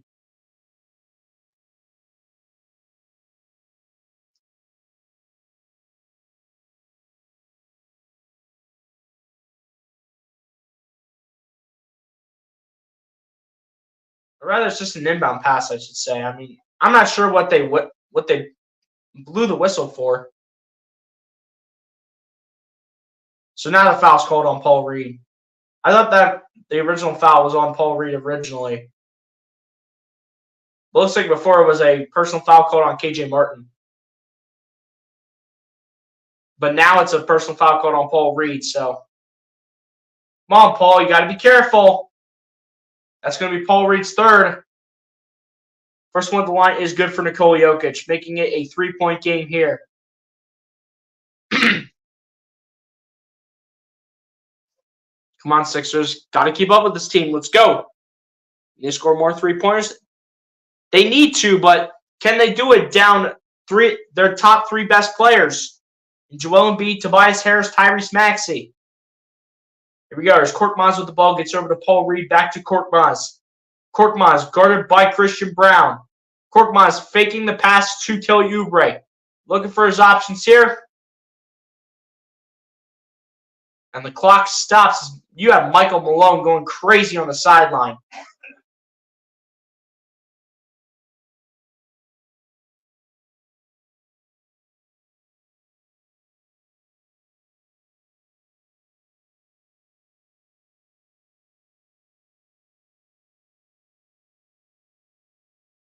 What are we looking at the review table now? Like, what are we doing? What are we doing right now? I mean, come on. What could we be doing at a time like this?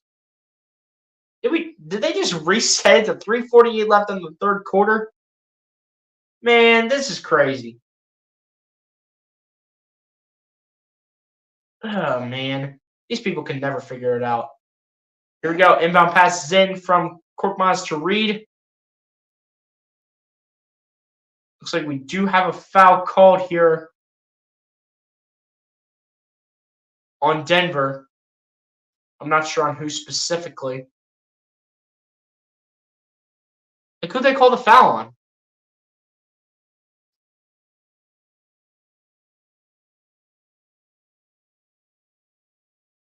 Well, apparently the foul's on Denver. Just can't see who. I can't tell who or what even happened. They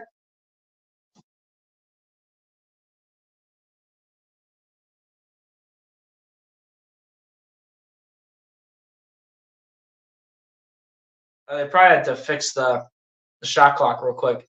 As Korkmaz inbounds it to House. House with the finger roll layup. Can't get it to go. And it's out of bounds, and it's going to be Denver Nuggets basketball. Come on, guys. Can we get Daniel House Jr. on the bench? Like, come on. This dude has butter on his hands. Let's go here. This dude's got butter on his hands. I'd rather see this man KJ Martin for the rest of the game. We go. Payne Watson when the ball gets over Nikola Jokic, putting it up for 2, and it's cash money for Nikola Jokic. Come on, guys. We need a spark right here. Let's go. Come on. Come on. Kelly Oubre Jr. with the ball here. Flips it to Reed. Reed at the top of the key for 3. High arcing triple, and it's cash money for B-Ball Paul. Let's go. Huge shot for B-Ball Paul right there. Let's go. Peyton Watson with the ball here. Gets over to Christian Braun, over to Reggie Jackson, over to Nikola Jokic. Jokic guarded by Paul Reed for dear life. Jokic kicking it out to Peyton Watson. The sidestep now coming inside for 2, and it's good for Peyton Watson.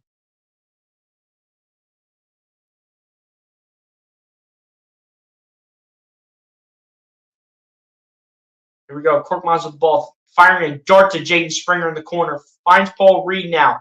Reed hanging on to the ball. Puts it up for 2. Can't get it. And Jaden Springer lost track of the ball. And it's into the hands of Denver. Here come the Nuggets as Caldwell Pope pulls up for 2. And he shortens it. And it's rebounded by House. Into the hands of Oubre. Oubre trying to pull up on this one for 2. Won't get it to fall. And he'll head to the charity stripe.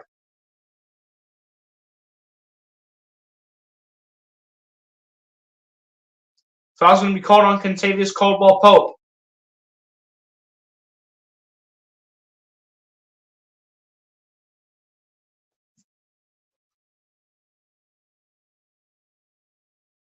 At this point, we might as well make Patrick Beverly the assistant coach because he's teaching Paul Reed everything at this point. He's showing the young guys what to do. I get it. He's been in the NBA for like forever. We might as well make Patrick Beverly the assistant coach at this point because this man knows like everything about the game. As my guy Charles says, MC Brian post absolutely 100% in agreement. They need to do a full court pressure. I mean, we'll see what they do. We'll see how they change up the strategy.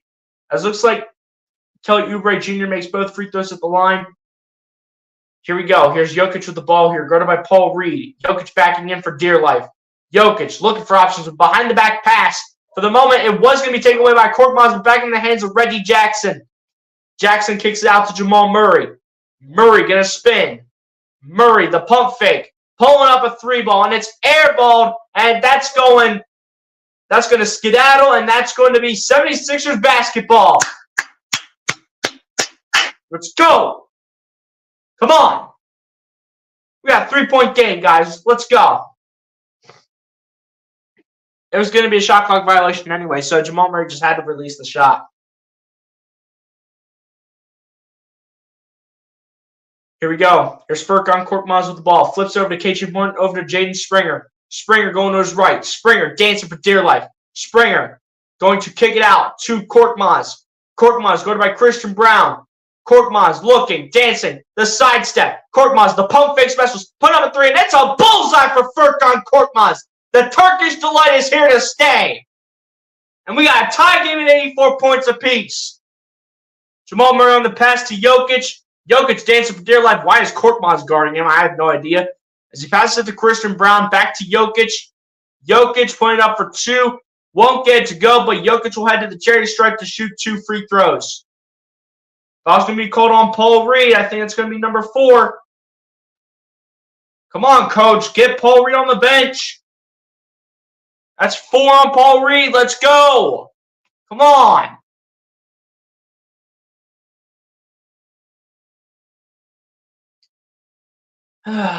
We really got to go small ball here with Marcus Morris, don't we? Tell me they're making a change because we got Paul Reed with 4 fouls right now. Come on, coach. We still have 13 minutes to play here, coach. Come on. Make the change already. My goodness gracious. Second one of the line is good for Jokic here. 86-84. Just over a minute left to go here in the third. Here we go. Here's Jaden Springer with the ball. Gets it over to Daniel House. Over to Furkan Korkmaz. Korkmaz, pump fakes. Kicks out to House. House going to drive. House, the layup for 2. Finally, Daniel House Jr. did something. Hallelujah. He's a new man finally. Finally made a driving finger roll layup. It's a miracle.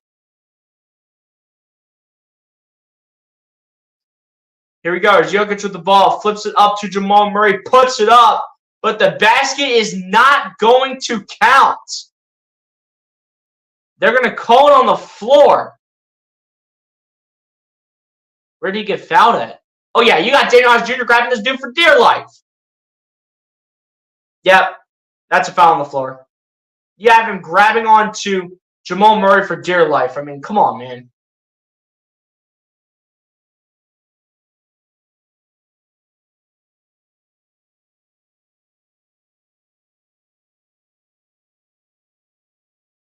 First one at the line is no good for Jamal Murray. That is a tough miss. That's a rough miss right there.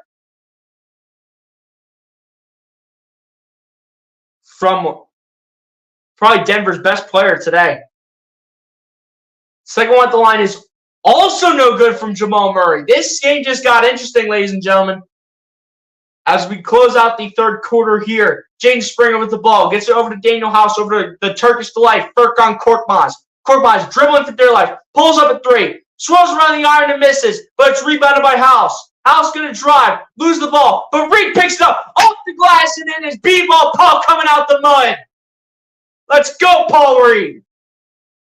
Come on. 76ers back with the lead, 88-86. Here's Jamal Murray with the ball, going to his right. Murray spinning for dear life, kicking it out to Peyton Watson. Watson going to drive. Try to get it to Christian Brown. I think it's going to stay with Denver.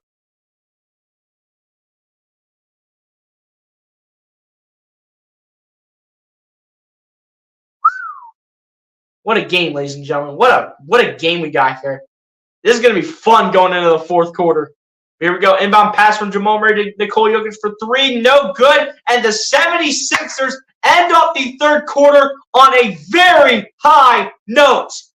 With the 76ers going into the fourth quarter, having a lead here over the Denver Nuggets, with the score being 88-86, as we head to the fourth quarter with the shorthanded Philadelphia 76ers up by 2.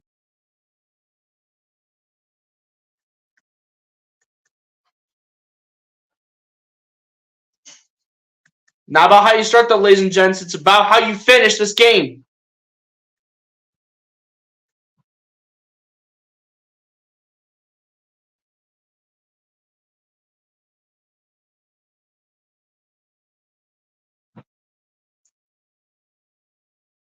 And apparently, I saw a video earlier saying that the Denver Nugget fans were literally chanting, "Where's Embiid at?" And hey, how about you fans, okay? How about you Denver Nuggets fans focus on winning this game to the 76ers backups instead of focusing on Joel Embiid being hurt? You're currently getting embarrassed on your own floor in Mile High against the 76ers backup crew. The backup crew, for crying out loud. They're not the top 3 scorers, and they're missing 4 players to their bench. And you're telling me you're happy about this? Change my mind, Denver fans. Y'all are so ridiculous. Y'all are so ridiculous, Denver. This is just driving me insane. How Denver Nuggets fans can be happy if they end up winning this game. It's going to be absolutely absurd if Nuggets fans are going to be happy about beating the 76ers backups. It's going to be embarrassing. So the 76ers lose. Can you still play the song? And you should do an NBA 2K video. First of all, Brian Post, I do not have NBA 2K. Second of all, I know if the 76ers do end up losing in a close game, I could play the song, but at the end of the day, it's only for when we win. So, I mean, hey, I'm not going to be mad, though, if the 76ers lose a close game to the Denver Nuggets, because with them being shorthanded, this is ridiculous. How the 76ers are still in this game. Crank it up. Let's go, Sixers. You already know it is. Charles Adderley. Guys, bring the energy in the chat. Let's go.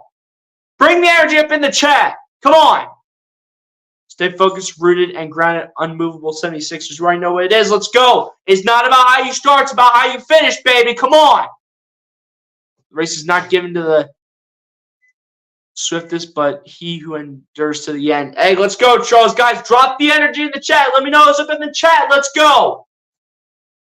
Are we ready for some fourth quarter action or what? Come on.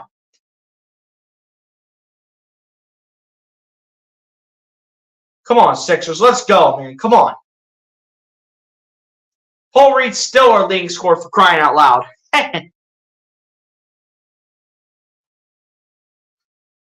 As my guy Charles says, you can really express yourself in a professional, respectful manner on BLC Sports Talk channel. Exactly, Charles. Appreciate it, my guy. Like you say every stream, showing that positivity, but hey, I like it and I appreciate it for you, my guy. 88-86. Come on, guys. Let me see that energy up in the chat. My guy Brian Post started getting started up in the chat saying, let's go! Come on, let's go. Let's get this fourth quarter underway. I don't want to see Michael Malone talking right now. I want to see the fourth quarter of this game. Third quarter points, the 76ers outscored the Denver Nuggets 26-22. We got a game here. Let's go. Peyton Watson here with the ball, gets it over to Jamal Murray. Murray looking for his options here. And Murray will be fouled.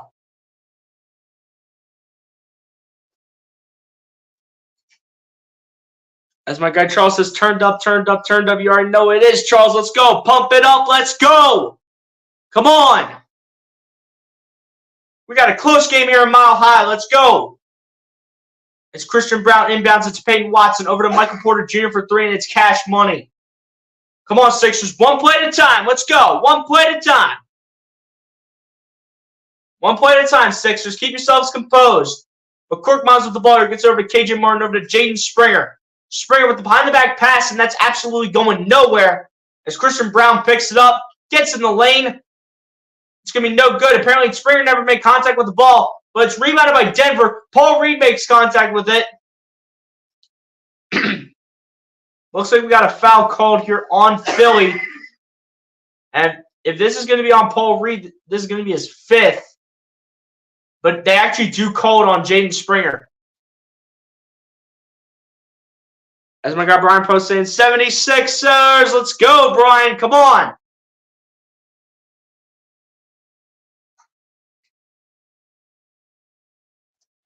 First one of the line is good for Peyton Watson. Changes are coming here for the 76ers. Marcus Morris enters the game. Patrick Beverley enters the game. And Nico Batum enters the game. KJ Martin, James Springer, and Furkan Korkmaz all go to the bench. So the 76ers are going to be playing a little tall here with Marcus Morris and Paul Reed both being on the floor at the same time. But they might have to do it that way with Jokic probably still being on the floor most likely, because I haven't seen DeAndre Jordan in a while. Also, DeAndre Jordan's in the backcourt, but I doubt it. But it's a three-point game as both free throws are good for Peyton Watson here. Here we go. 76ers regain possession. DeAndre Jordan is back on the floor here for Denver as Patrick Beverley gets it over to Marcus Morris, but we do have a foul called here on Denver.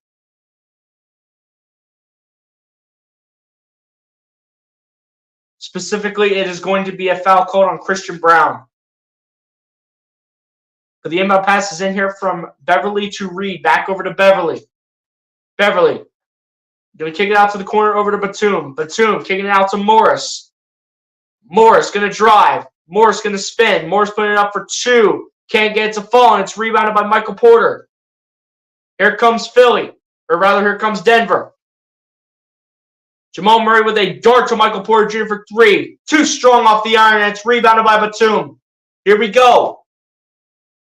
Batum here with the ball on the pass to Reed. Reed over to Beverley.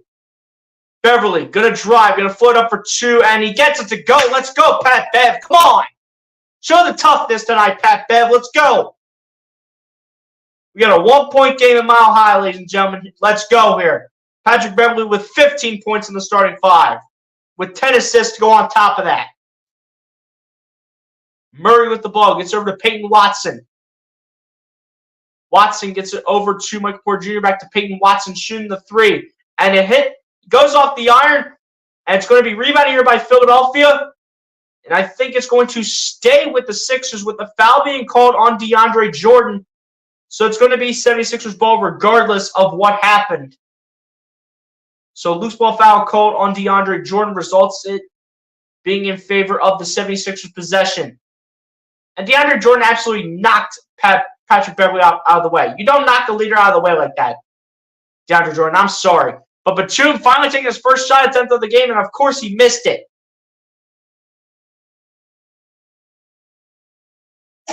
That's the first shot attempt of the game from Nico Batum, and he misses this first shot attempt. As we have a tie-up here between Jamal Murray and Daniel House Jr., and Daniel House Jr. going to be called for the foul. So this will be an inbound pass here coming from Denver.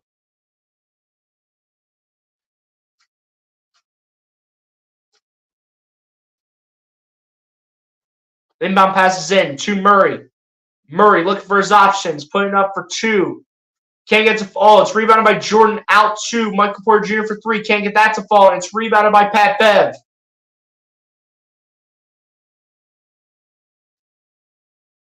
Here we go. There's Beverley out to Paul Reed shooting the 3 ball. Too strong off the back of the rim and misses. And it's rebounded here by Peyton Watson.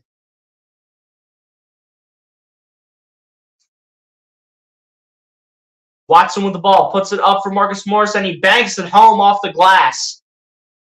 And just like that, it's back up to a 3-point lead. Come on, Sixers. We need some points here. Come on. We need some points. Can't be missing shots. Daniel House Jr. with the ball. Gets it over to Patrick Beverley. Going to his right. Flipping it back to Paul Reed. Reed going to work in the paint. Works in the paint and has the ball rim out for 2 off the glass. Can't get to go when Denver will take over with 8.5 minutes to play. Murray with the ball. Gets it over to Porter. Over to DeAndre Jordan. Back to Porter. Porter guarded by Batum. And Porter puts it up for 2. Can't get to go, and Paul Reed comes away with the rebound. Let's go. Patrick Beverley with the ball. Putting up off the glass. Can't get to go, but Paul Reed with the two-handed tomahawk. Coming out of nowhere gets it to go for 2. Big time play right there from B-Ball Paul.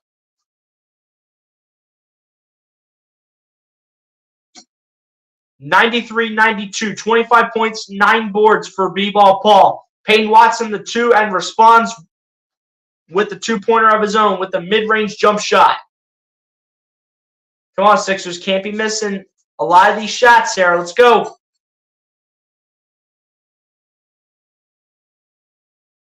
Patrick Beverley gets the ball here over towards Marcus Morris. Morris squeezing in the lane. Puts it up for 2. Can't get it to fall. It's rebounded here by Denver. Here come the Nuggets as Peyton Watson is going to be fouled here by Patrick Beverley. Beverley wants Nick Nurse to challenge the call. He's saying challenge, challenge, challenge, challenge, challenge. This man's begging for a challenge. You got Patrick Beverley out here. It looks like he's dancing. Yo, this is great. This is great. You got Patrick Beverley. Looks like he's out here dancing. You had him hopping at first, then you had him moving the hand. Like, what? Come on now. Oh, Patrick Beverley was trying to say that's all ball. I love that move by Patrick Beverley, man. I ain't going to lie. That is hilarious. That is hilarious. Peyton Watson back at the line here to shoot the free throw, and it is good, making it a 96-92 game. 76ers need to put up some shots here. All they have to do in order to win this game is just outscore Denver. That's all they have to do. So far, they're not taking advantage of it right now. As Beverley has the ball, gets over to Daniel House, over to Patrick Beverley. Beverley going to drive. Beverley faking it. Gets out to Reed. Reed putting it up on the jumper for 2. Can't get it on the fadeaway. And it's rebounded here by Peyton Watson. Come on, guys. Pick up your ground here. Jokic with the ball. Gets over to Michael Porter. Porter looking for options. Gets it over to Jokic. Jokic back to Porter. Porter with the wide open 3-point shot. No good. And it's rebounded here by Paul Reed. Here come the Sixers down the other end. As Daniel House Jr. now has the ball. Gets over to Reed, over to Daniel House. House, the pump fake, puts it up for a shot, and no foul is called as Reggie Jackson comes away with the rebound in the hands of Peyton Watson. But Oubre comes away with a massive defensive play design as it's into the hands of Beverley, over to Morris, over to House for 3. Can't get it to go, and it's rebounded here by Reggie Jackson. And now Denver will still take it down the floor. Jokic with the ball in his hands. Gets over to Peyton Watson, over to Porter, over to Christian Brown for 3. And it swirls the iron, and it's rebounded by Paul Reed. And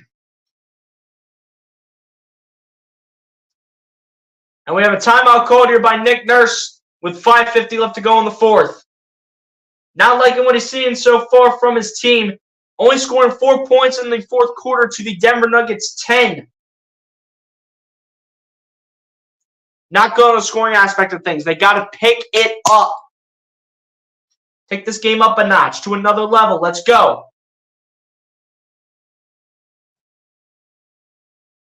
Got to pick this game up a notch here. Come on.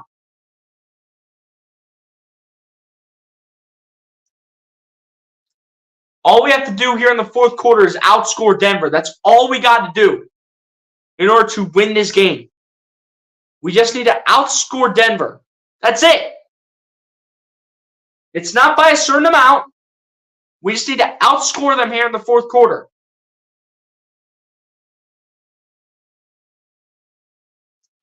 But in order to do that, you gotta put your shots up and in. You need to put these shots up and in, guys. I mean, 4 points so far with 5:50 left to go in the fourth quarter is unacceptable. I get that. All we have to do is outscore Denver. Not by a certain amount of points. Just got to outscore them. That's it. That's all you got to do. I mean, based on what's happening here in the fourth quarter, a performance by Paul Reed is being ruined with a double-double right now. A performance by Marcus Morris is being ruined right now. A double-double by Patrick Beverley is being ruined right now. And a great game from Kelly Oubre is being ruined right now. Come on, next man up. Batum, step up. KJ Martin, step up. Daniel House, step up. Korkmaz, step up. Who else we got? James Springer, step up in any way you can contribute. But none of those guys can do it. Morris, Reed, Beverley, Oubre. One of you got to do your job. Do your assignment. How have we not seen Terquavion Smith or Ricky Council yet? I don't want to see one of these guys in the game right now.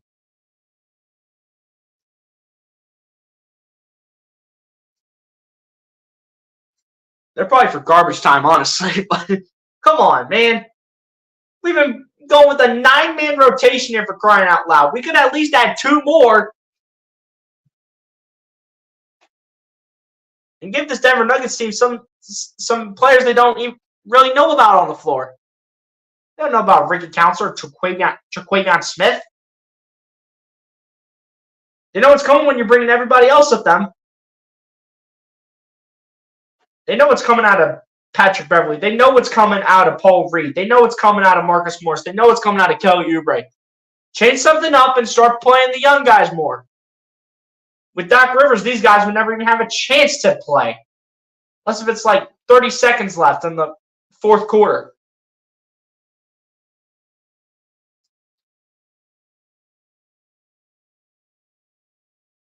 And Embiid wants to hear all the noise from these Denver Nuggets fans rain down on his head.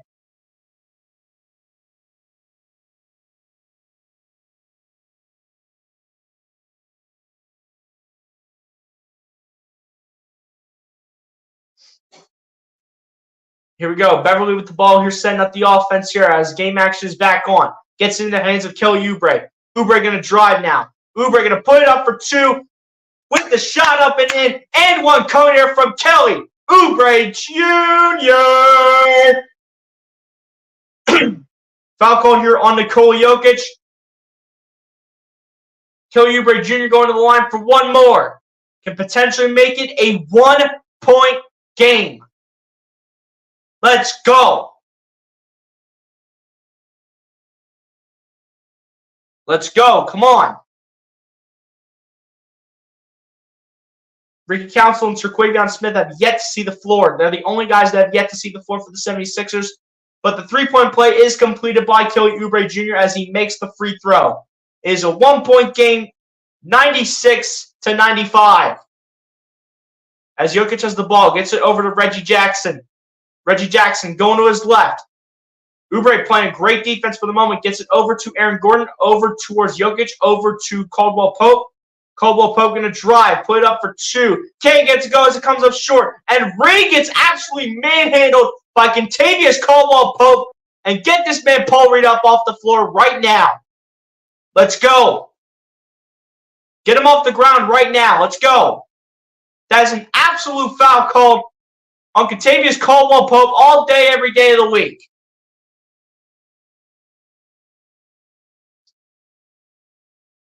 I'm not even sure what he hit.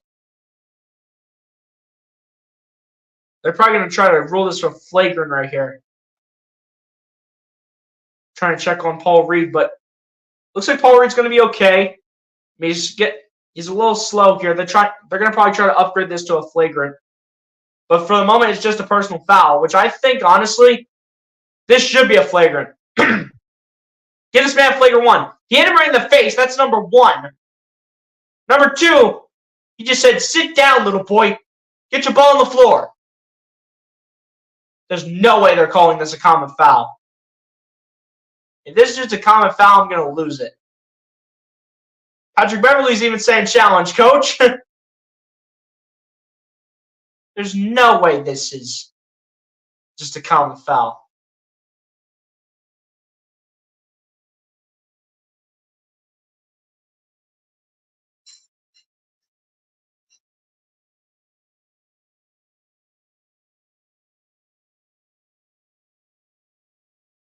Did they just call this a common foul? There's no way they just did that.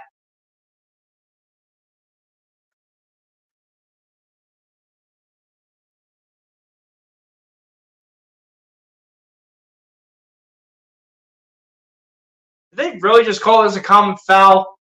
On this Duke and Tavis Caldwell Pope, get out of here.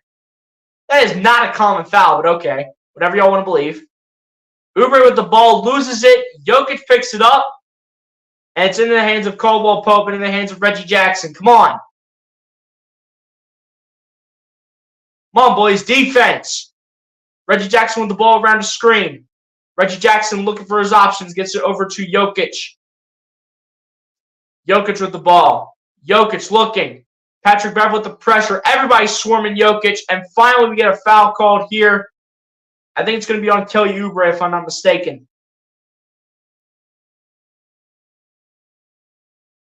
But it is going to be called on Kelly Oubre indeed.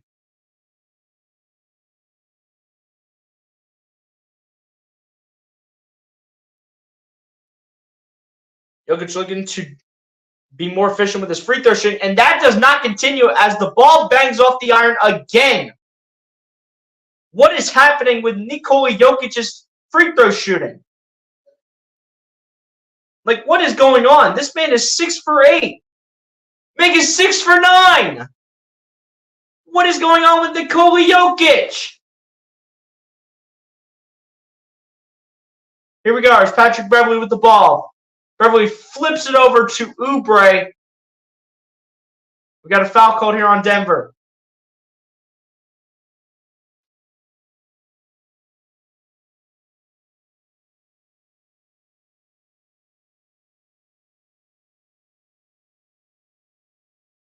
But Kelly Oubre will be sent to the line here to shoot 2 free throws coming up. First one at the line is good for Kelly Oubre. Let's go. Let's go. Come on.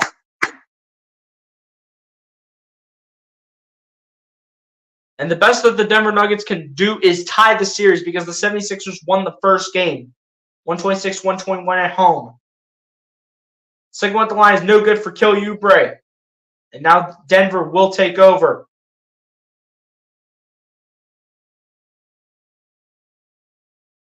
As Caldwell Pope throws it over to Jokic, and Jokic will be fouled. Foul's going to be called on...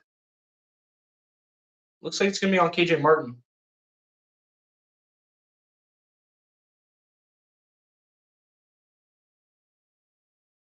And yes, there will be a foul called on KJ Martin, so Jokic will head to the line for 2. First one on the line is good for Jokic. Jokic is still not having the best performance. I'm very surprised that this man, from where he started, I'm really surprised that this dude has yet to put up a triple-double. But after the second missed free throw by Jokic, he gets his own offensive rebound and puts it back. Come on, guys. You got to be ready for when the ball hits the rim. You got to be ready for that. Beverley with the ball here for the 76ers. Shoots a step-back 3, comes up short, and it's going to be rebounded here by Aaron Gordon.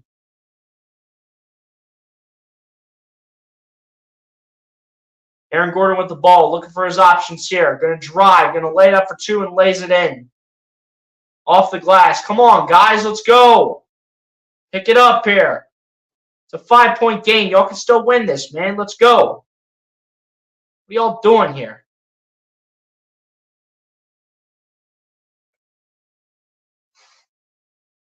Here goes Patrick Beverley with the ball. Going to his right. Lays it up for 2. Can't get it to go as it rims out again. Come on, guys. We're not even finishing in this fourth quarter. Like, what are we doing? What are we doing, man? Jamal Murray with the ball here. Gets over to Nikola Jokic.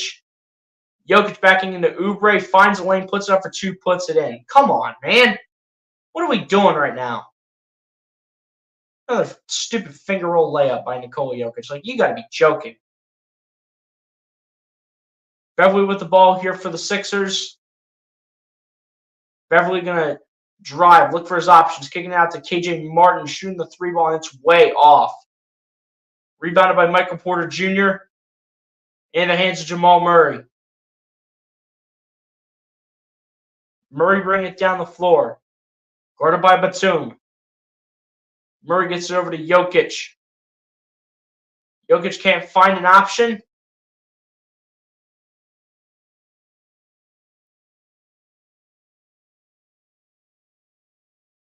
What happened? Did they call a timeout?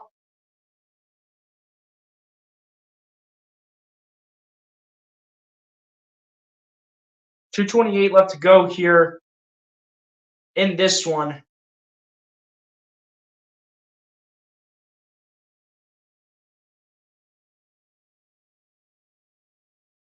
And timeout called here by Michael Malone. Only 8 points in the fourth quarter for the 76ers. Honestly, if the full team was playing, this would be unacceptable, but obviously, you know the guys are gassed with the shorthanded roster. And the fact that Nick Nurse went ahead and only played 9 guys today, I mean, it makes sense. I mean, we gave this team a run for their money. We were giving this team a run for their money for nearly 4 quarters of basketball.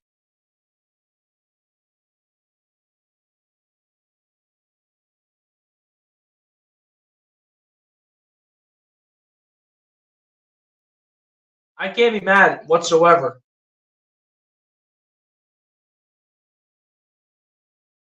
Especially when you have great performances from Paul Reed, Kelly Oubre, Marcus Morris, and Patrick Beverly. Especially when you get great performances from all of them. I cannot be mad with the way that the 76ers played.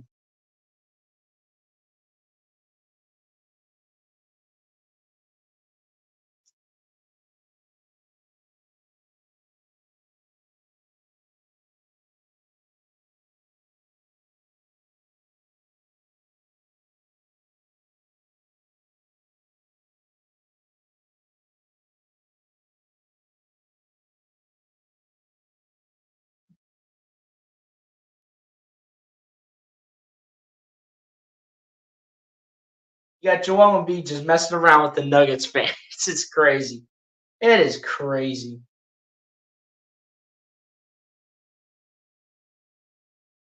But that's just the problem with the 76ers in this game, was that they just simply weren't able to finish. At the end of the day, you got guys out here being exhausted right now. With Nick Nurse only playing 9 players, with how shorthanded they were, I mean, at the end of the day, it makes sense. As my guy Charles says, stop jacking up wild threes. Yeah, it's wild, yo. Stay focused. Hey, I mean, I'm not sure if they're going to pull it off, but either way, they showed that even with their backups in, they can stay with a team like Denver. They can hang on with a team like Denver. It's just about how you finish the game, though. I mean, 8 points in the fourth quarter is unacceptable. But when you only have 9 guys that you're playing, then at the end of the day, though, I mean, it kind of does make sense, and you really cannot say that much.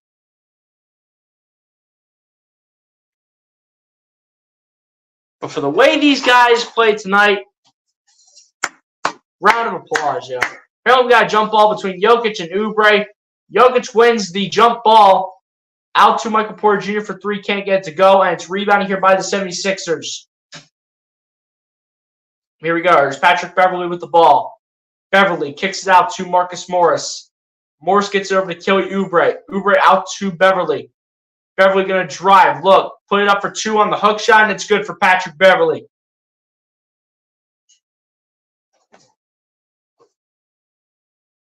The way these guys fought tonight, though, ladies and gentlemen, is unreal. The fact that they hung around with a team like Denver is crazy. Here we go. There's Jokic with the ball. Jokic putting it up for 2. Can't get it to go. And we'll be fouled. We'll head to the charity stripe.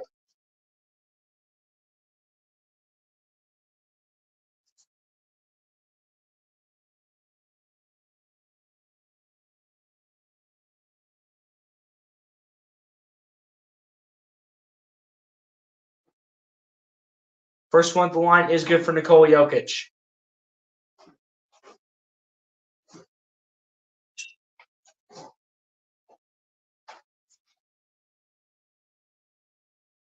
Second one at the line is no good from Jokic, and the Sixers get the rebound. Let's go. Says get in the paint, crank it up. Let's go. You guys already know. Paul Reed pulling up a three, and is a bullseye from B-ball Paul. Huge shot. That shot was huge from Paul Reed.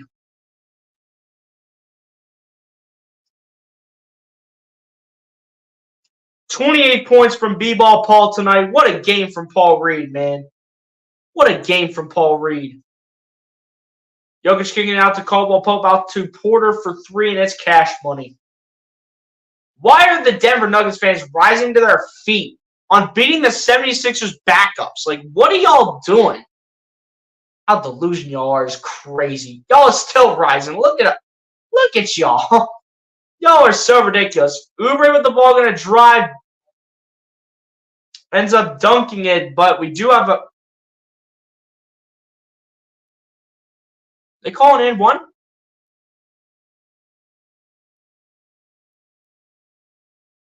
They calling in one here for Kelly Oubre? I think they called it in one. No, they didn't. They're going to give Kelly Oubre 2 free throws, though.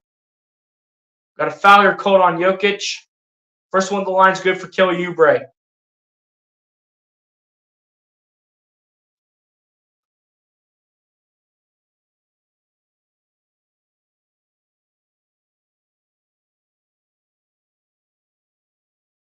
Second one at the line is good. The way these guys are fighting in this game is absolutely unbelievable. It's just the way the fourth quarter's been played, though, is absolutely pathetic. But you cannot speak negatively on the 76ers in the fourth quarter because, I mean, they're only playing 9 guys, and their guys are gassed. You can't really speak negatively on the 76ers in the fourth quarter. They're only playing 9 guys, and all 9 of them are gassed tonight. As Murray gets it over to Jokic. Jokic with a fadeaway 2. Can't get it to go. It's going to be rebounded here by Marcus Morris. Here comes Philadelphia. Beverly with the ball off of the pass from Morris. Morris, the 3 ball is no good. It's rebounded by Jokic, and Paul Reed's going to be called for the foul. Come on, Paul. That's your 5th foul of the game. Come on, man.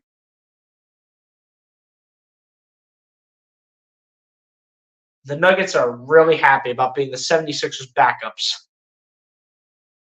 And it took y'all almost 4 quarters to do it. It took you 4 quarters to beat the 76ers backups, for crying out loud. I mean, give me a break. Give me a break. Y'all are ridiculous. I mean, if Batum takes a couple more shots, I mean, we're probably either tied or we're ahead of this Nuggets team. If he takes more than 1 stinking shot attempt.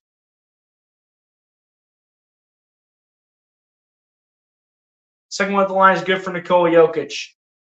Only 11 turnovers for this team, too. I mean, I can't be mad.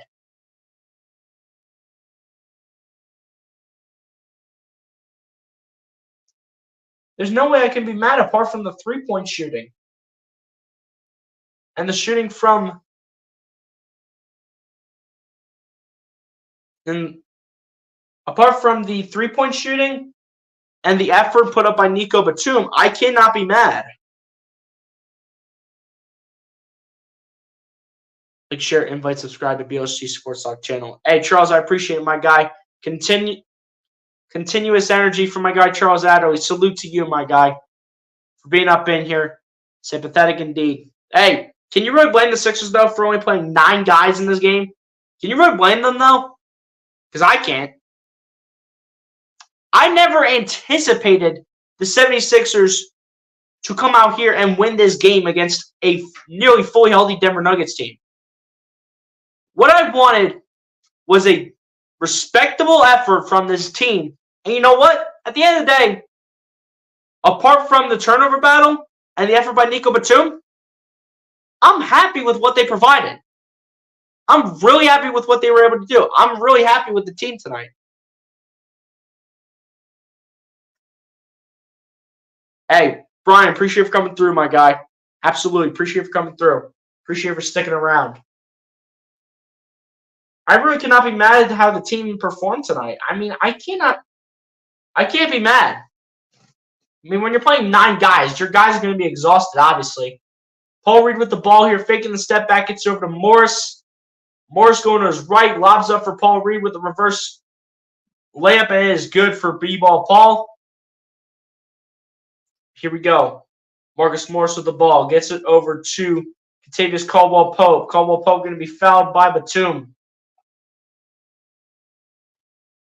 But it's pretty funny, though, how it literally took Denver nearly 4 quarters to beat the 76ers. It literally took them all 4 quarters to beat Philly. It took this team all 4 quarters to beat the 76ers. I mean, I'm really happy with the way the team played. They gave me everything that I wanted. As the first one is good at the line for Kentavious Caldwell-Pope. They gave me everything I wanted tonight. They gave me everything I wanted. I cannot be mad. Second one at the line is good for Kentavious Caldwell-Pope. Should just about run the clock out as Morris just chucks up a 3. It's no good. Going to be rebounded here by Caldwell-Pope.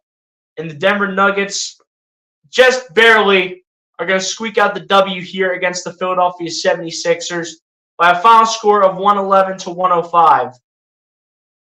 That's just crazy, though, how it took the Denver Nuggets 4 quarters to beat the backup 76ers. Like, that's unreal.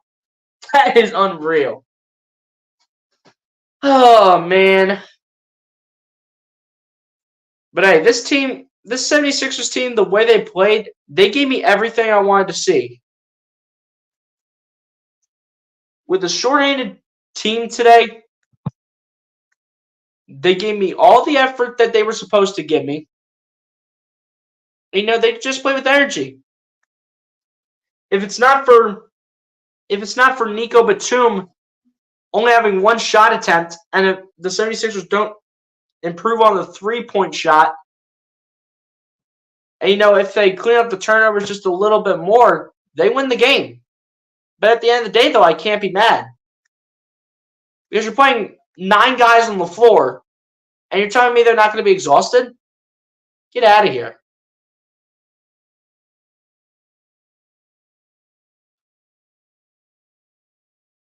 I'm just not mad whatsoever. I'm not mad at all. I can't be upset. They gave me everything I wanted tonight. They're going to lose to Golden State. If they're shorthanded like that against Golden State, then probably. But if they get a lot of their guys back for the second game of this West Coast trip, if they get a lot of their guys back on the second game of the West Coast trip, then I think they have a chance to beat Golden State. Well, on that note, ladies and gents, we're going to go ahead and go over the box score here and the team stats, and then we're going to go ahead and get out of here for the night. Again, before I actually go ahead and go over the final stats here, I need a round of applause here to my Philadelphia 76ers because they played one heck of a game, which is 9 players in against one of the best teams in the Western Conference in the Denver Nuggets. Absolutely. You know what? I don't care. I don't care, ladies and gents. Standing O. I do not care. This team played their hearts out on a day like today. They played their absolute hearts out. 111-105 against the 76ers backups when it took you all 4 quarters to go ahead and beat this team. There's no reason to be mad whatsoever. I know Nick Nurse is proud of the guys. I know the entire coaching staff is proud of the guys. And the players should be proud of themselves, low-key, because did we ever anticipate Paul Reed was going to go ahead and have a 30-point, 13-rebound double-double tonight? Did we ever anticipate Patrick Beverley having a 17-point, 11-rebound double-double tonight? Neither one of those, both of those are honestly false. And then, do we anticipate Marcus Morris coming out here and having a 17-point performance against this tough Denver Nuggets defensive team? No. Did we anticipate Kelly Oubre coming out here in 39 minutes of play and put up 25 points against this Denver Nuggets team? maybe with the amount of time that he got, but overall, I cannot be mad. I mean, if you have Batum just look somewhat decent, and if the shorthanded bench steps up a little bit more, the 76ers win this game. They win the game, though. But ladies and gents, on that note, we're going to go ahead and go over the final stats here, and then we're going to go ahead and get out of here for the night. So starting it off here on the Philadelphia 76ers side, Paul Reed ends up leading the way here for the Philadelphia 76ers in this one, finishing his night with 30 points, 13 rebounds, and an assist, as well as 2 steals. Then following it up is Kelly Oubre finishing his night with 25 points, 5 rebounds, 3 assists, and 2 blocks. Then following it up is Patrick Beverley finishing his night with 17 points, 4 rebounds, 11 assists, and 2 blocks. Then following it up is Marcus Morris Sr. finishing his night with 17 points, 4 rebounds, and 2 assists. Then following that up off the bench, KJ Martin led the bench tonight, finishing his night with 7 points, 4 rebounds, and an assist, as well as a block. Then following that up is Daniel House Jr. finishing the night off the bench with 6 points, 3 rebounds, an assist, as well as 2 steals and a block. Then rounding off the bench is Furkan Korkmaz finishing his night with 3 points, a rebound, 3 assists, and a steal to end off the final stats here from your Philadelphia 76ers. Now over to the Denver Nuggets side now, as Nikola Jokic, after a massive struggle in the first half, was able to go ahead and lead his team tonight in this one with a phenomenal second half, finishing his night with 26 points, 6 rebounds, 7 assists, and 2 steals. Did not get the triple-double that he wanted, but he was able to do enough to step up and get the job done. Then following that up is Jamal Murray finishing the night with 23 points, 3 rebounds, 7 assists, a steal and a block each. Then following that up in the starting 5 is Michael Porter Jr. finishing his night with 20 points, 8 rebounds, and 2 assists. Then following that up is Aaron Gordon finishing his night with 18 points, 4 rebounds, 2 assists, and a steal. Then following that up off the bench is Peyton Watson finishing his night with 9 points, 3 rebounds, 3 assists, as well as a steal and a block each. Then following that up in the starting 5 is Kentavious Caldwell-Pope finishing his night with 8 points, a rebound, and 2 assists. Then following that up off the bench is Reggie Jackson finishing his night with 3 points and 3 rebounds. Then following that up off the bench is DeAndre Jordan finishing his night with 2 points, 6 rebounds, and a block. And then rounding it out off the bench here for the Denver Nuggets is Christian Braun finishing his night with 2 points and 2 assists to end up the final stats here for the Denver Nuggets.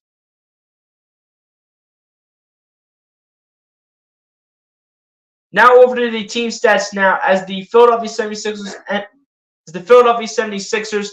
ended up shooting the ball 53.1% from the field to the Denver Nuggets 45.1%.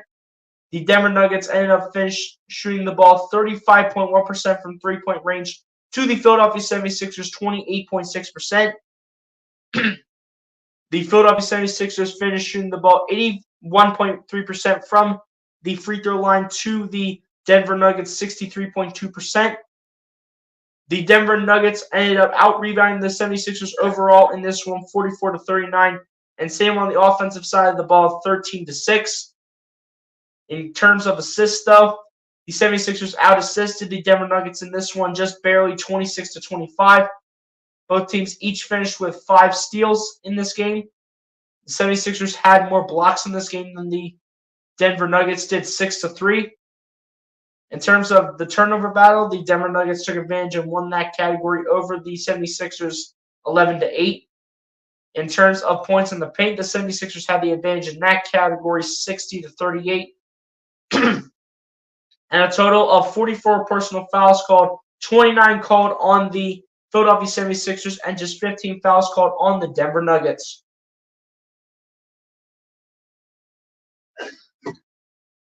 And on that note, ladies and gents, that is how the final stats come to an end here in this one. The 76ers lose the second game that these two teams match up against each other, 111 to 105, which ends the regular season series in a tie between these two teams. Again, congratulations to the Denver Nuggets on getting the win tonight. They deserved it. They played better than the 76ers, despite the 76ers being shorthanded. The Denver Nuggets were just able to go ahead and edge this one out towards the end of the fourth quarter, where the 76ers could not come back from the deficit that they were in. But at the end of the day, take the loss, learn from it, hopefully get a good amount of your guys back, and just move on to the next one, where the 76ers in their next matchup will match up, I do believe, against the Golden State Warriors, like it was mentioned earlier. Or rather, it's going to be them matching up against the Portland Trail Blazers on Monday, January 29th at 10 o'clock on NBA TV. You guys know I do not live stream these West Coast trips, especially when they're being played at 10 o'clock at night. You guys know I got school to deal with. Just wrapping up high school here. And you just know me, a guy that will never be streaming 10 o'clock games because they're always just so late. I just can't stand them. So your boy's going to be going on a bit of a hiatus here, not being able to stream tomorrow night's game Monday night's game against Portland, and then I think Wednesday night's game. Here, where's the full team schedule? Where's the full schedule on here? Can I please just pull that up? That'd be great. Okay, so Monday's matchup against Portland, I will not be able to do. Tuesday's matchup against Golden State, I will not be able to do. Thursday's matchup against Utah, I will not be able to do. And then same thing going for Saturday, February 3rd, I cannot do either because I'm going to be at the game. You guys are going to see exclusive content, though, from the Wells Fargo Center, so be sure to be on the lookout for content on location at the Wells Fargo.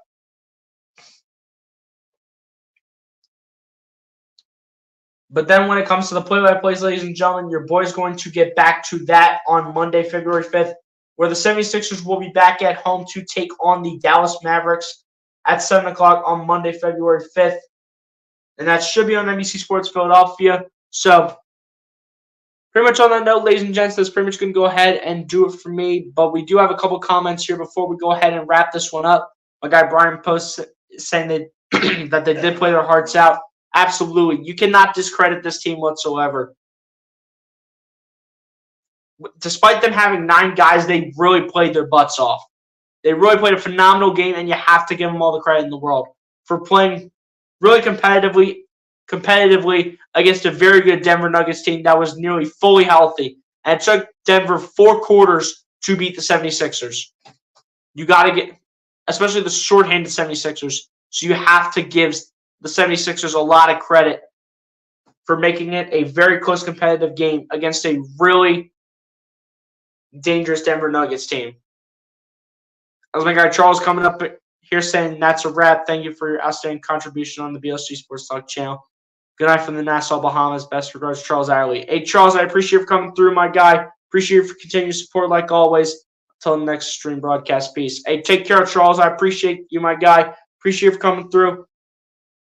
But on that note, ladies and gents, that's pretty much going to go ahead and do it for me until next Saturday, where I will be at the game. You guys will get a good amount of video clips, I would say, from the Wells Fargo Center.